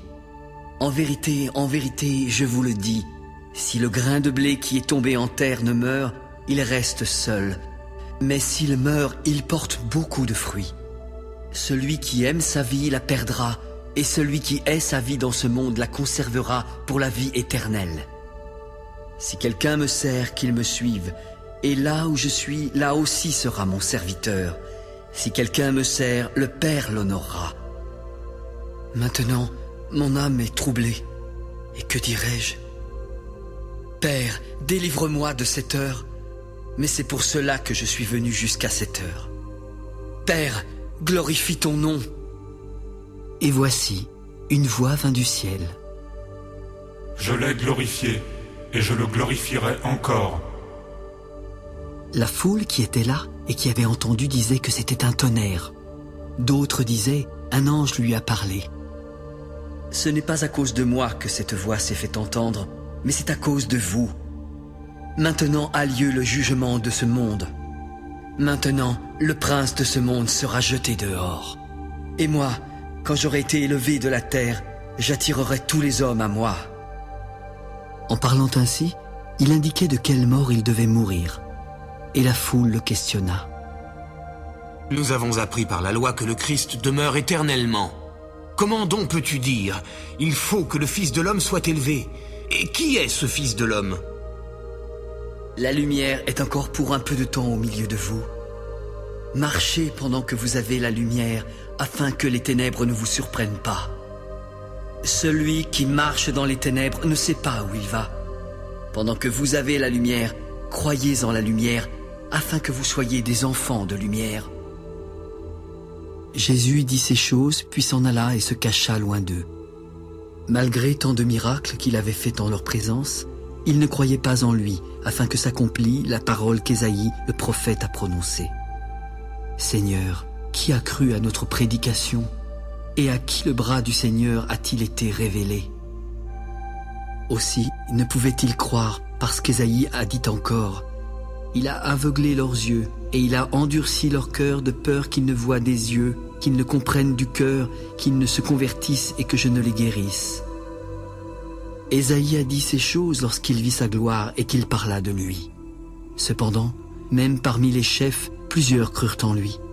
Mais à cause des pharisiens, ils n'en faisaient pas l'aveu dans la crainte d'être exclus de la synagogue, car ils aimèrent la gloire des hommes plus que la gloire de Dieu. « Celui qui croit en moi ne croit pas en moi, mais en celui qui m'a envoyé. Et celui qui me voit, voit celui qui m'a envoyé. Je suis venu comme une lumière dans le monde, afin que quiconque croit en moi ne demeure pas dans les ténèbres. Si quelqu'un entend mes paroles et ne les garde pas, ce n'est pas moi qui le juge, car je suis venu non pour juger le monde, mais pour sauver le monde. Celui qui me rejette et qui ne reçoit pas mes paroles a son juge. La parole que j'ai annoncée, c'est elle qui le jugera au dernier jour. Car je n'ai point parlé de moi-même, mais le Père qui m'a envoyé m'a prescrit lui-même ce que je dois dire et annoncer. Et je sais que son commandement est la vie éternelle. C'est pourquoi les choses que je dis, je les dis comme le Père me les a dites.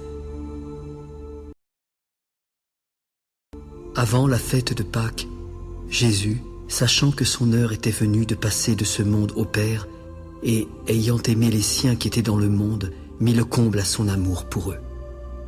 Pendant le souper, le diable avait déjà inspiré au cœur de Judas Iscariote, fils de Simon, le dessein de livrer Jésus.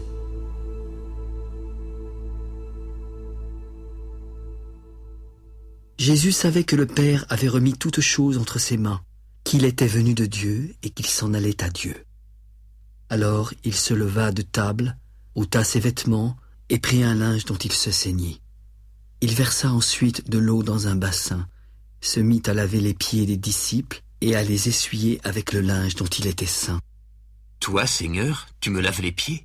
« Pierre, ce que je fais, tu ne le comprends pas maintenant, mais tu le comprendras bientôt. »« Non, jamais tu ne me laveras les pieds. » « Si je ne te lave, tu n'auras point de part avec moi. »« Alors, Seigneur, ne me lave pas seulement les pieds, mais aussi les mains et la tête. » Celui qui est lavé n'a besoin que de se laver les pieds pour être entièrement pur.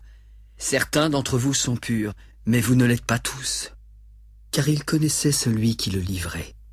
C'est pourquoi il dit « Vous n'êtes pas tous purs. » Après qu'il leur eut lavé les pieds et qu'il eut pris ses vêtements, il se remit à table. « Comprenez-vous ce que je vous ai fait ? Vous m'appelez Maître et Seigneur, et vous dites bien car je le suis. Si donc je vous ai lavé les pieds, moi, le Seigneur et le Maître, vous devez aussi vous laver les pieds les uns aux autres, car je vous ai donné un exemple afin que vous fassiez comme je vous ai fait. En vérité, je vous le dis, le serviteur n'est pas plus grand que son Seigneur, ni l'apôtre plus grand que celui qui l'a envoyé. Si vous savez ces choses, vous êtes heureux, pourvu que vous les pratiquiez. Ce n'est pas de vous dont je parle, je connais ceux que j'ai choisis. Mais il faut que l'Écriture s'accomplisse. Celui qui mange avec moi le pain a levé son talon contre moi. Dès à présent, je vous le dis avant que la chose arrive, afin que lorsqu'elle arrivera, vous croyiez à ce que je suis. en vérité, je vous le dis, celui qui reçoit celui que j'aurai envoyé me reçoit, et celui qui me reçoit reçoit celui qui m'a envoyé.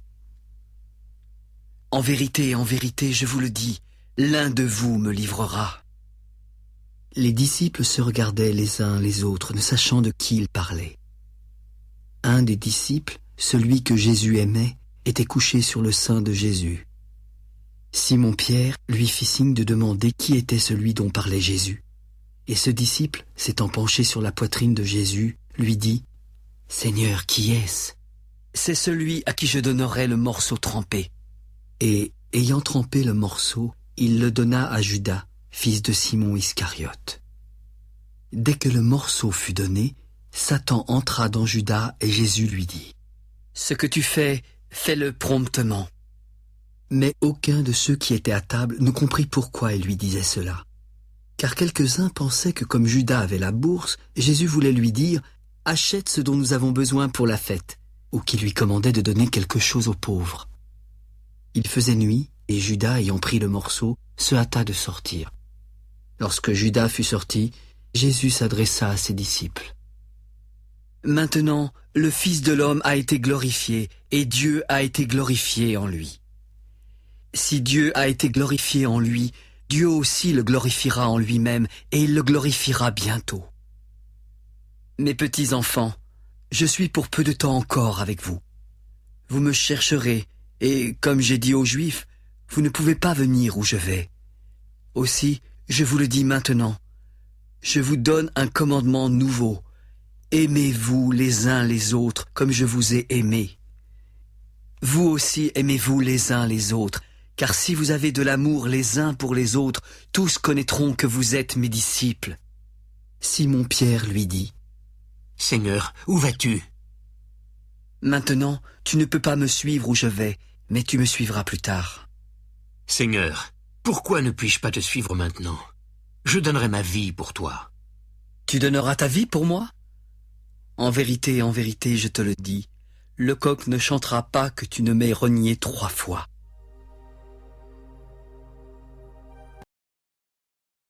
Que votre cœur ne se trouble point. Croyez en Dieu et croyez en moi. Il y a plusieurs demeures dans la maison de mon Père. Si cela n'était pas, je vous l'aurais dit. Je vais vous préparer une place.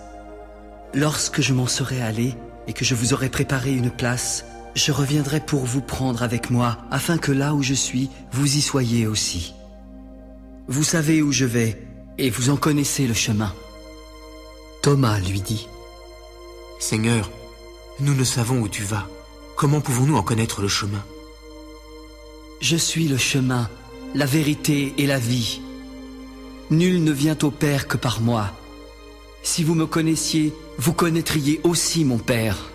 Et dès maintenant, vous le connaissez et vous l'avez vu. » »« Seigneur, montre-nous le Père, et cela nous suffit. » »« Il y a si longtemps que je suis avec vous, et tu ne m'as pas connu, Philippe ? Celui qui m'a vu a vu le Père. Comment peux-tu dire « Montre-nous le Père » ? Ne crois-tu pas que je suis dans le Père et que le Père est en moi ? Les paroles que je vous dis, je ne les dis pas de moi-même. C'est le Père qui demeure en moi qui fait les œuvres. Croyez-moi, je suis dans le Père et le Père est en moi. Croyez du moins à cause de ses œuvres. En vérité, je vous le dis, celui qui croit en moi fera aussi les œuvres que je fais, et il en fera de plus grandes parce que je m'en vais au Père. Et tout ce que vous demanderez en mon nom, je le ferai afin que le Père soit glorifié dans le Fils. Si vous demandez quelque chose en mon nom, je le ferai. Si vous m'aimez, gardez mes commandements. Je prierai le Père, et il vous donnera un autre consolateur qui demeurera éternellement avec vous. L'Esprit de vérité que le monde ne peut recevoir parce qu'il ne le voit point et ne le connaît point. Mais vous, vous le connaissez, car il demeure avec vous et il sera en vous. Je ne vous laisserai pas orphelin, je viendrai à vous. Encore un peu de temps et le monde ne me verra plus. Mais vous, vous me verrez, car je vis et vous vivrez aussi. En ce jour-là, vous connaîtrez que je suis en mon Père, que vous êtes en moi et que je suis en vous. Celui qui a mes commandements et qui les garde, c'est celui qui m'aime. et celui qui m'aime sera aimé de mon Père. Je l'aimerai et je me ferai connaître à lui. Seigneur, d'où vient que tu te feras connaître à nous et non au monde? Si quelqu'un m'aime, il gardera ma parole et mon Père l'aimera. Nous viendrons à lui et nous ferons notre demeure chez lui. Celui qui ne m'aime pas ne garde point mes paroles. La parole que vous entendez n'est pas de moi, mais du Père qui m'a envoyé. Je vous ai dit ces choses pendant que je demeure avec vous. Mais le Consolateur, le Saint-Esprit que le Père enverra en mon nom, vous enseignera toutes choses et vous rappellera tout ce que je vous ai dit. Je vous laisse la paix et je vous donne ma paix. Je ne vous donne pas comme le monde donne, que votre cœur ne se trouble point et ne s'alarme point. Vous avez entendu que je vous ai dit, je m'en vais et je reviens vers vous. Si vous m'aimiez, vous vous réjouiriez de ce que je vais au Père, car le Père est plus grand que moi. Et maintenant, je vous ai dit ces choses avant qu'elles arrivent, afin que lorsqu'elles arriveront, vous croyiez. Je ne parlerai plus guère avec vous, car le prince du monde vient. Il n'a rien en moi, mais afin que le monde sache que j'aime le Père et que j'agis selon l'ordre que le Père m'a donné, levez-vous et partons d'ici. Je suis le vrai cep et mon Père est le vigneron. Tout sarment qui est en moi et qui ne porte pas de fruit, il le retranche. Et tout sarment qui porte du fruit, il l'émonde afin qu'il porte encore plus de fruits. Déjà, vous êtes purs à cause de la parole que je vous ai annoncée. Demeurez en moi et je demeurerai en vous. Comme le sarment ne peut pas de lui-même porter du fruit s'il ne demeure attaché au cep, ainsi vous ne le pouvez non plus si vous ne demeurez en moi. Je suis le cep, vous êtes les sarments. Celui qui demeure en moi et en qui je demeure porte beaucoup de fruits, car sans moi, vous ne pouvez rien faire. Si quelqu'un ne demeure pas en moi, il est jeté dehors comme le sarment et il sèche. Puis on ramasse les sarments, on les jette au feu et ils brûlent. Si vous demeurez en moi et que mes paroles demeurent en vous, demandez ce que vous voudrez et cela vous sera accordé. Si vous portez beaucoup de fruits, mon Père sera glorifié et vous serez mes disciples. Comme le Père m'a aimé, je vous ai aussi aimé. Demeurez dans mon amour. Si vous gardez mes commandements, vous demeurerez dans mon amour, comme j'ai moi-même gardé les commandements de mon Père et que je demeure dans son amour. Je vous ai dit ces choses afin que ma joie soit en vous et que votre joie soit parfaite. C'est ici mon commandement. Aimez-vous les uns les autres comme je vous ai aimés. Il n'y a pas de plus grand amour que de donner sa vie pour ses amis. Vous êtes mes amis si vous faites ce que je vous commande. Je ne vous appelle plus serviteur, parce que le serviteur ne sait pas ce que fait son maître. Mais je vous ai appelé ami parce que je vous ai fait connaître tout ce que j'ai appris de mon Père. Ce n'est pas vous qui m'avez choisi, mais moi je vous ai choisi et je vous ai établi afin que vous alliez et que vous portiez du fruit, afin que votre fruit demeure et que ce que vous demanderez au Père en mon nom, il vous le donne. Ce que je vous commande, c'est de vous aimer les uns les autres. Si le monde vous hait, sachez qu'il m'a haï avant vous. Si vous étiez du monde, le monde aimerait ce qui est à lui. Mais parce que vous n'êtes pas du monde et que je vous ai choisi du milieu du monde, à cause de cela, le monde vous hait. Souvenez-vous de la parole que je vous ai dite. Le serviteur n'est pas plus grand que son maître. S'ils m'ont persécuté, ils vous persécuteront aussi. S'ils ont gardé ma parole, ils garderont aussi la vôtre. Mais ils vous feront toutes ces choses à cause de mon nom parce qu'ils ne connaissent pas celui qui m'a envoyé. Si je n'étais pas venu et que je ne leur eusse point parlé, ils n'auraient pas de péché. Mais maintenant, ils n'ont aucune excuse de leur péché. Celui qui me hait est aussi mon Père. Si je n'avais pas fait parmi eux des œuvres que nul autre n'a faites, ils n'auraient pas de péché. Mais maintenant, ils les ont vues et ils nous ont haïs, moi et mon Père. Mais cela est arrivé afin que s'accomplît la parole qui est écrite dans leur loi. Ils m'ont haï sans cause. Quand sera venu le consolateur que je vous enverrai de la part du Père, l'Esprit de vérité qui vient du Père, il rendra témoignage de moi. Et vous aussi, vous rendrez témoignage parce que vous êtes avec moi dès le commencement.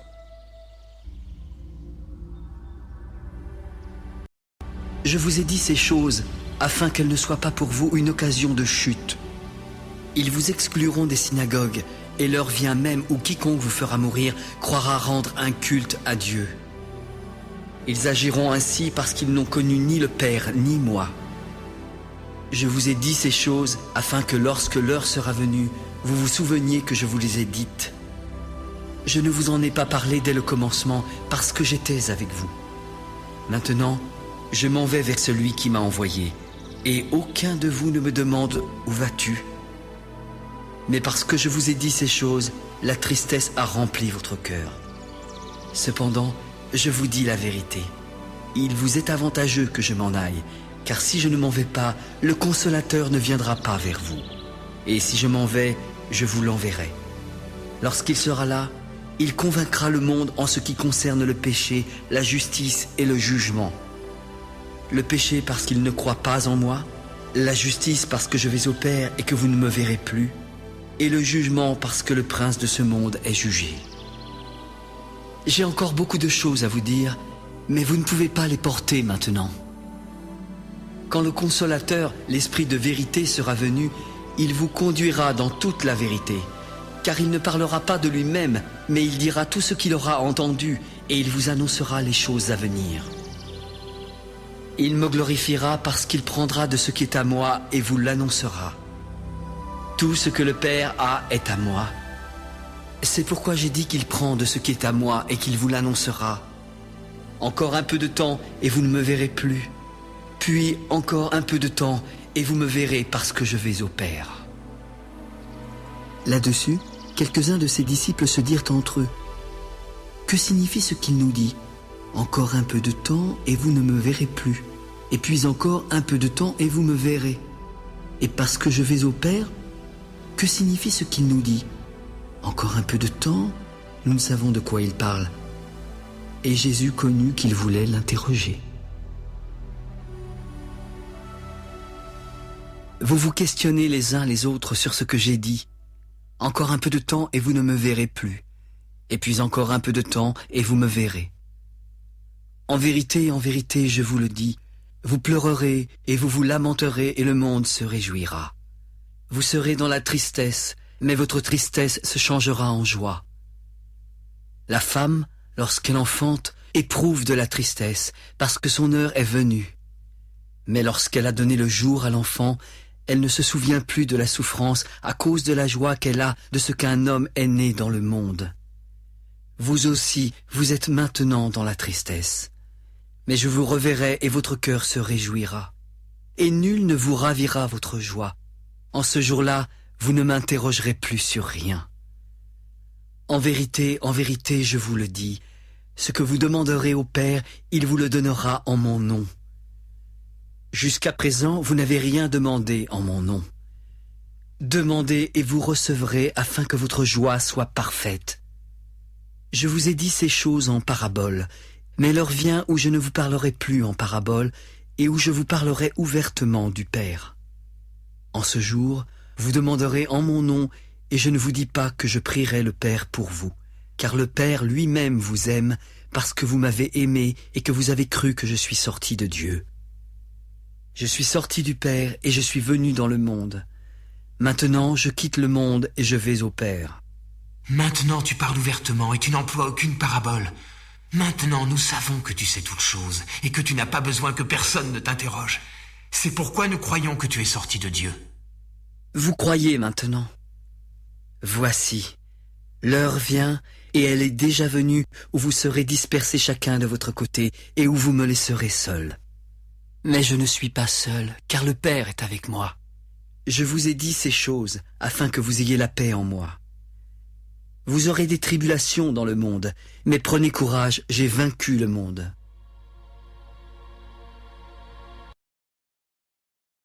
Après avoir ainsi parlé, Jésus leva les yeux au ciel. Père, l'heure est venue. Glorifie ton Fils afin que ton Fils te glorifie, selon que tu lui as donné pouvoir sur toute chair, afin qu'il accorde la vie éternelle à tous ceux que tu lui as donnés. La vie éternelle, c'est qu'ils te connaissent, toi, le seul vrai Dieu, et celui que tu as envoyé, Jésus-Christ. Je t'ai glorifié sur la terre, et j'ai achevé l'œuvre que tu m'as donnée à faire. Maintenant, Père, glorifie-moi auprès de toi-même, de la gloire que j'avais auprès de toi avant que le monde fût. J'ai fait connaître ton nom aux hommes que tu m'as donnés du milieu du monde. Ils étaient à toi, tu me les as donnés et ils ont gardé ta parole. Maintenant, ils ont connu que tout ce que tu m'as donné vient de toi. Je leur ai donné les paroles que tu m'as données et ils les ont reçues. Ils ont vraiment connu que je suis sorti de toi et ils ont cru que tu m'as envoyé. C'est pour eux que je prie. Je ne prie pas pour le monde, mais pour ceux que tu m'as donnés, parce qu'ils sont à toi. Tout ce qui est à moi est à toi, et tout ce qui est à toi est à moi, et je suis glorifié en eux. Je ne suis plus dans le monde. Ils sont dans le monde et je vais à toi. Père Saint, garde en ton nom ceux que tu m'as donnés, afin qu'ils soient un comme nous. Lorsque j'étais avec eux dans le monde, je les gardais en ton nom. J'ai gardé ceux que tu m'as donnés, et aucun d'eux ne s'est perdu, sinon le fils de perdition, afin que l'écriture fût accomplie. Et maintenant, je vais à toi, et je dis ces choses dans le monde, afin qu'ils aient en eux ma joie parfaite. Je leur ai donné ta parole, et le monde les a haïs, parce qu'ils ne sont pas du monde, comme moi je ne suis pas du monde. Je ne te prie pas de les ôter du monde, mais de les préserver du mal. Ils ne sont pas du monde, comme moi je ne suis pas du monde. Sanctifie-les par ta vérité, car ta parole est la vérité. Comme tu m'as envoyé dans le monde, je les ai aussi envoyés dans le monde. Et je me sanctifie moi-même pour eux, afin qu'eux aussi soient sanctifiés par la vérité. Ce n'est pas seulement pour eux que je prie, mais encore pour ceux qui croiront en moi par leur parole, afin que tous soient un comme toi, Père, tu es en moi, et comme je suis en toi, afin qu'eux aussi soient un en nous, pour que le monde croie que tu m'as envoyé. Je leur ai donné la gloire que tu m'as donnée, afin qu'ils soient un comme nous sommes un. Moi en eux et toi en moi, afin qu'ils soient parfaitement un, afin que le monde connaisse que tu m'as envoyé et que tu les as aimés comme tu m'as aimé. Père, je veux que là où je suis, ceux que tu m'as donnés soient aussi avec moi, afin qu'ils voient ma gloire, la gloire que tu m'as donnée, parce que tu m'as aimé avant la fondation du monde. Père juste, le monde ne t'a point connu, mais moi je t'ai connu, et ceux-ci ont connu que tu m'as envoyé. Je leur ai fait connaître ton nom, et je leur ferai connaître afin que l'amour dont tu m'as aimé soit en eux, et que je sois en eux. Lorsqu'il eut dit ces choses, Jésus alla avec ses disciples de l'autre côté du torrent du Cédron, où se trouvait un jardin dans lequel il entra, lui et ses disciples. Judas, qui le livrait, connaissait ce lieu parce que Jésus et ses disciples s'y étaient souvent réunis. Alors Judas, ayant pris la cohorte et les huissiers qu'envoyèrent les principaux sacrificateurs et les pharisiens, vint là avec des lanternes, des flambeaux et des armes. Jésus, sachant tout ce qui devait lui arriver, s'avança. « Qui cherchez-vous » ?»« Jésus de Nazareth !» »« C'est moi. » Et Judas, qui le livrait, était avec eux. Lorsque Jésus leur eut dit « C'est moi », ils reculèrent et tombèrent par terre. Il leur demanda de nouveau « Qui cherchez-vous » ?»« Jésus de Nazareth !»« Je vous ai dit que c'est moi. Si c'est moi que vous cherchez, laissez aller ceci. » Il dit cela afin que s'accomplît la parole qu'il avait dite. Je n'ai perdu aucun de ceux que tu m'as donnés.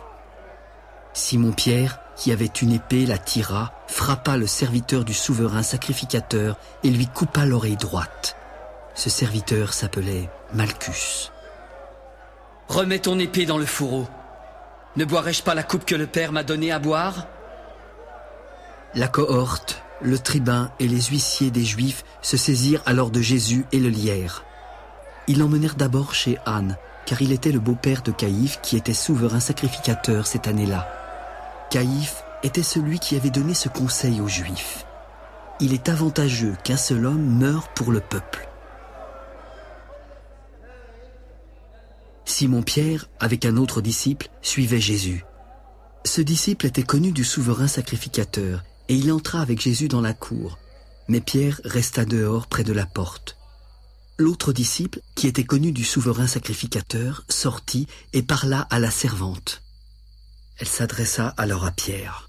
« Toi aussi, n'es-tu pas des disciples de cet homme ?» Non, je n'en suis pas. Les serviteurs et les huissiers qui étaient là avaient allumé un brasier car il faisait froid. Pierre se tenait avec eux et se chauffait. Le souverain sacrificateur interrogea Jésus sur ses disciples et sur sa doctrine. « J'ai parlé ouvertement au monde. J'ai toujours enseigné dans la synagogue et dans le temple où tous les Juifs s'assemblent et je n'ai rien dit en secret.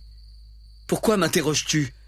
Interroge sur ce que je leur ai dit à ceux qui m'ont entendu. Ceux-là savent ce que j'ai dit. » À ces mots, un des huissiers qui se trouvait là donna un soufflet à Jésus. « Est-ce ainsi que tu réponds au souverain sacrificateur ?» « Si j'ai mal parlé, dis-moi ce que j'ai dit de mal. Et si j'ai bien parlé, pourquoi me frappes-tu » Anne l'envoya lié à Caïphe, le souverain sacrificateur.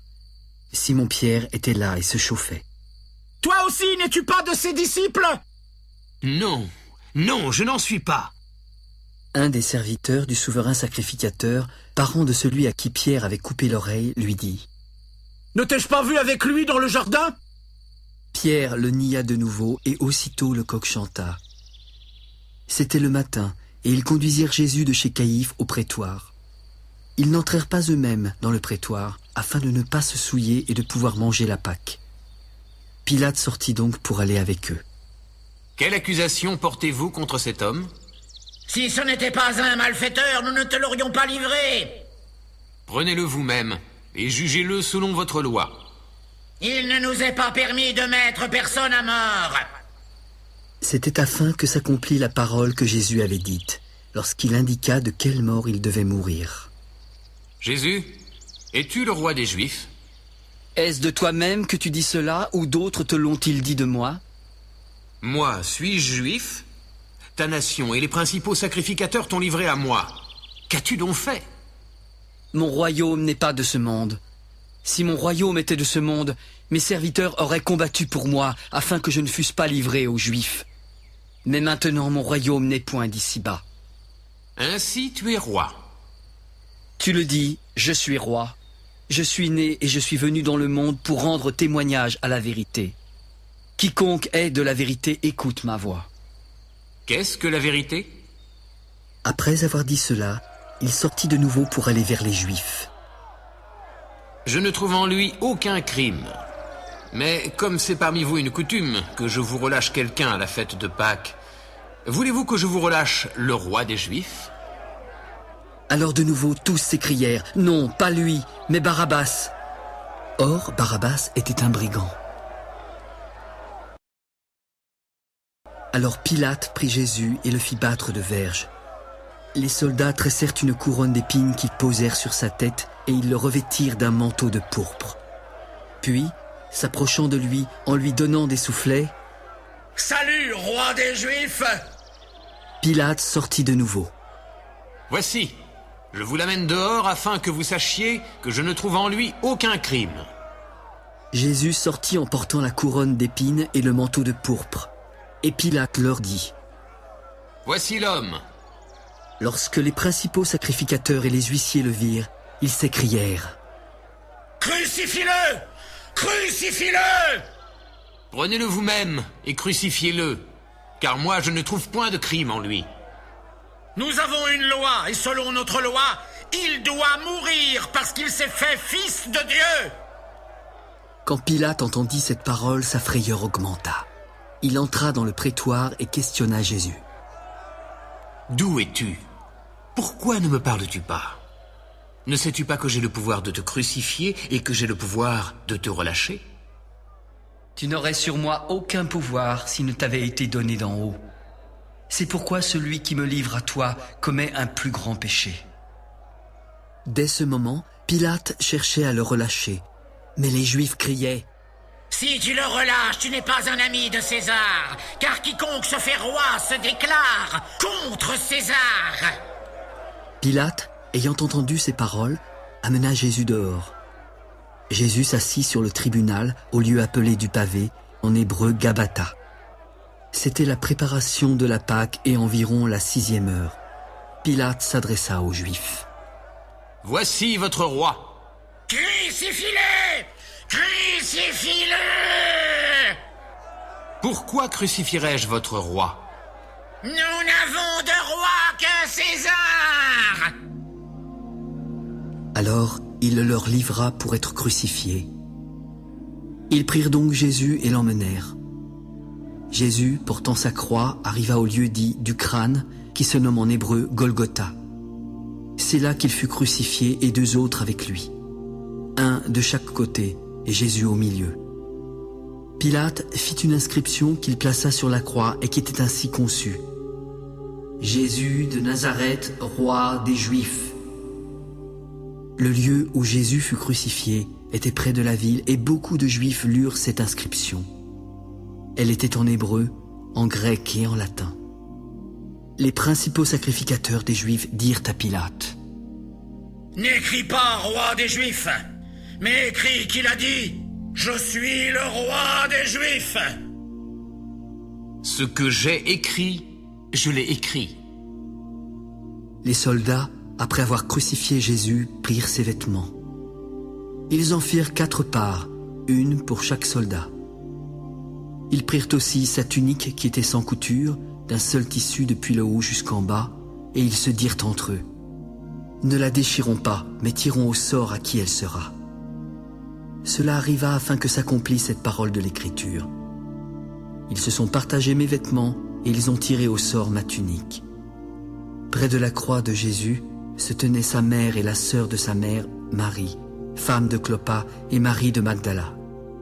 Jésus, voyant sa mère et auprès d'elle le disciple qu'il aimait, lui dit: « Femme, voilà ton fils. » Puis il dit au disciple: « Voilà ta mère. » Et dès ce moment, le disciple la recueillit chez lui.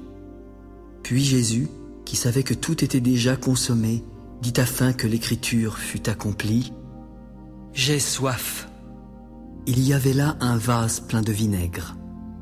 Les soldats en remplirent une éponge et l'ayant fixée à une branche d'hysope, ils l'approchèrent de sa bouche. Quand Jésus eut pris le vinaigre, il dit: « Tout est accompli. » Et, baissant la tête, il rendit l'esprit. Dans la crainte que les corps ne restassent sur la croix pendant le sabbat, car c'était la préparation et ce jour de sabbat était un grand jour, les Juifs demandèrent à Pilate qu'on rompît les jambes aux crucifiés et qu'on les enlevât. Les soldats vinrent donc et rompirent les jambes au premier, puis à l'autre qui avait été crucifié avec lui. S'étant approchés de Jésus et le voyant déjà mort, ils ne lui rompirent pas les jambes, mais un des soldats lui perça le côté avec une lance, et aussitôt il sortit de son corps du sang et de l'eau. Celui qui l'a vu en a rendu témoignage, et son témoignage est vrai. Il sait qu'il dit vrai afin que vous croyiez aussi. Ces choses sont arrivées afin que l'Écriture fût accomplie. Aucun de ces os ne sera brisé. Et ailleurs, l'Écriture dit encore: ils verront celui qu'ils ont percé. Après cela, Joseph d'Arimathée, qui était disciple de Jésus, demanda en secret, par crainte des Juifs, à Pilate la permission de prendre le corps de Jésus. Pilate l'ayant permis, il vint et prit le corps. Nicodème, qui auparavant était allé de nuit vers Jésus, vint aussi apportant un mélange d'environ 100 livres de myrrhe et d'aloès. Ils prirent donc le corps de Jésus et l'enveloppèrent de bandes avec les aromates, comme c'est la coutume d'ensevelir chez les Juifs. Il y avait un jardin dans le lieu où Jésus avait été crucifié, et dans ce jardin, un sépulcre neuf où personne encore n'avait été mis. Ce fut là qu'ils déposèrent Jésus, à cause de la préparation des Juifs et parce que le sépulcre était proche.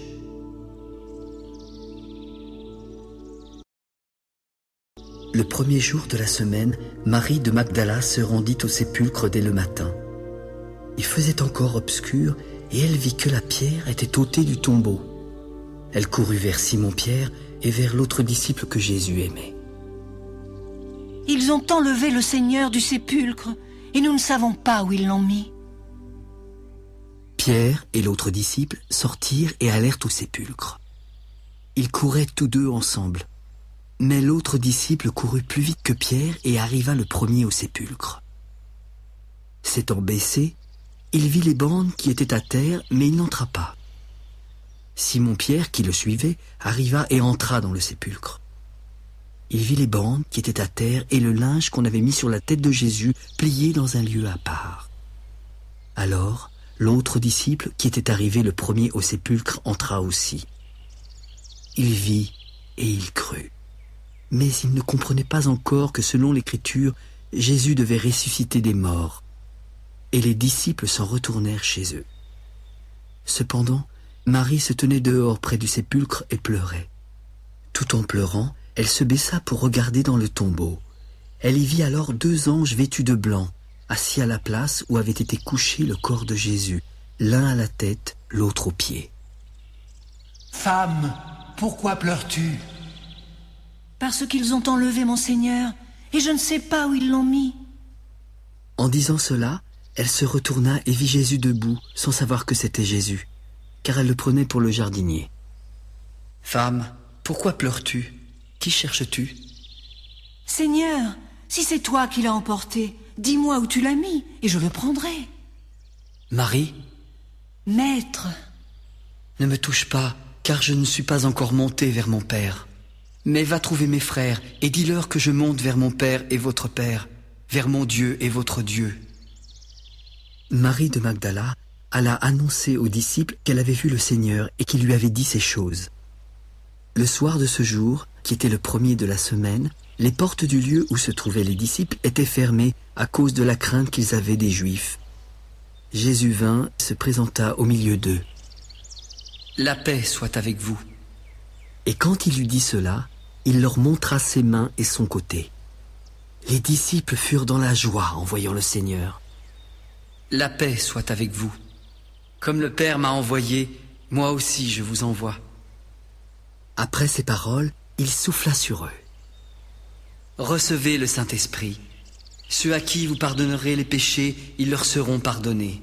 Et ceux à qui vous les retiendrez, ils leur seront retenus. » Thomas, appelé Didyme, l'un des 12, n'était pas avec eux lorsque Jésus vint. Les autres disciples lui dirent donc : « Thomas, nous avons vu le Seigneur !»« Si je ne vois pas dans ses mains la marque des clous, si je ne mets pas mon doigt dans la marque des clous, et si je ne mets pas ma main dans son côté, je ne le croirai pas. » 8 jours après, les disciples de Jésus étaient de nouveau dans la maison, et Thomas se trouvait avec eux.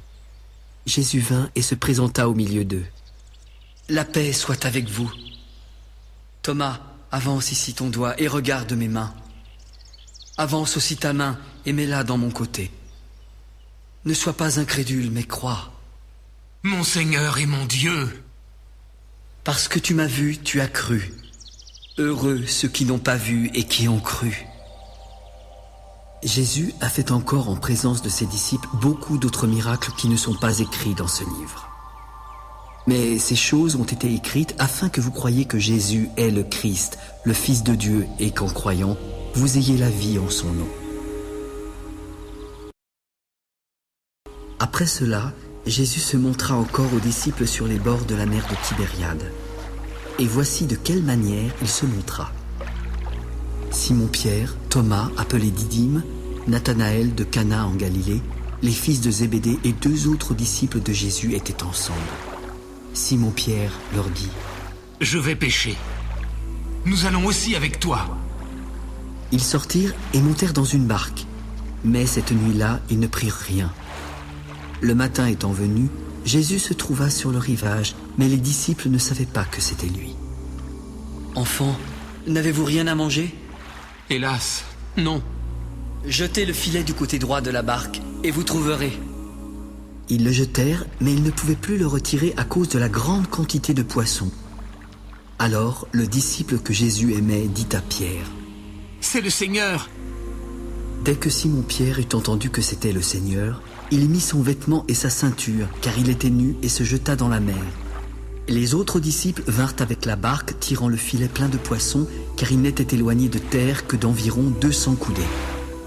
Lorsqu'ils furent descendus à terre, ils virent du pain et des poissons disposés sur des charbons allumés. « Apportez des poissons que vous venez de prendre. » Simon-Pierre monta dans la barque et tira à terre le filet plein de 153 grands poissons. Et quoi qu'il y en eût tant, le filet ne se rompit point. « Venez et mangez. » Et aucun des disciples n'osait lui demander qui il était, sachant que c'était le Seigneur. Jésus s'approcha, prit le pain et leur en donna. Il fit de même du poisson. C'était déjà la 3e fois que Jésus se montrait à ses disciples depuis qu'il était ressuscité des morts. Après qu'ils eurent mangé, Jésus dit à Simon-Pierre : « Simon, fils de Jonas, m'aimes-tu plus que ne m'aiment ceux-ci ? Oui, Seigneur, tu sais que je t'aime. » Paix mes agneaux. Simon, fils de Jonas, m'aimes-tu ? Oui, Seigneur, tu sais que je t'aime. Paix mes brebis. Simon, fils de Jonas, m'aimes-tu ? Seigneur, tu sais toutes choses, tu sais que je t'aime. Paix mes brebis. En vérité, je te le dis, quand tu étais plus jeune, tu t'habillais toi-même et tu allais où tu voulais. Mais quand tu seras vieux, tu étendras tes mains et un autre t'habillera et te mènera où tu ne voudras pas. Il dit cela pour indiquer par quelle mort Pierre glorifierait Dieu. Et ayant ainsi parlé, il lui dit : « Suis-moi. » Pierre, s'étant retourné, vit venir auprès d'eux le disciple que Jésus aimait, celui qui pendant le souper s'était penché sur la poitrine de Jésus et avait dit : « Seigneur, qui est celui qui te livre ?» En le voyant, Pierre dit à Jésus : « Et celui-ci, Seigneur, que lui arrivera-t-il ? » « Si je veux qu'il demeure jusqu'à ce que je vienne, que t'importe ? Toi, suis-moi. » Là-dessus, le bruit courut parmi les frères que ce disciple ne mourrait point. Cependant, Jésus n'avait pas dit à Pierre qu'il ne mourrait pas, mais « Si je veux qu'il demeure jusqu'à ce que je vienne, que t'importe ?» C'est ce disciple qui rend aujourd'hui témoignage de ces choses et qui les a écrites. Et nous savons que son témoignage est vrai. Jésus a fait encore beaucoup d'autres choses. Si on les rapportait en détail, je ne pense pas que le monde même pût contenir les livres qu'on écrirait.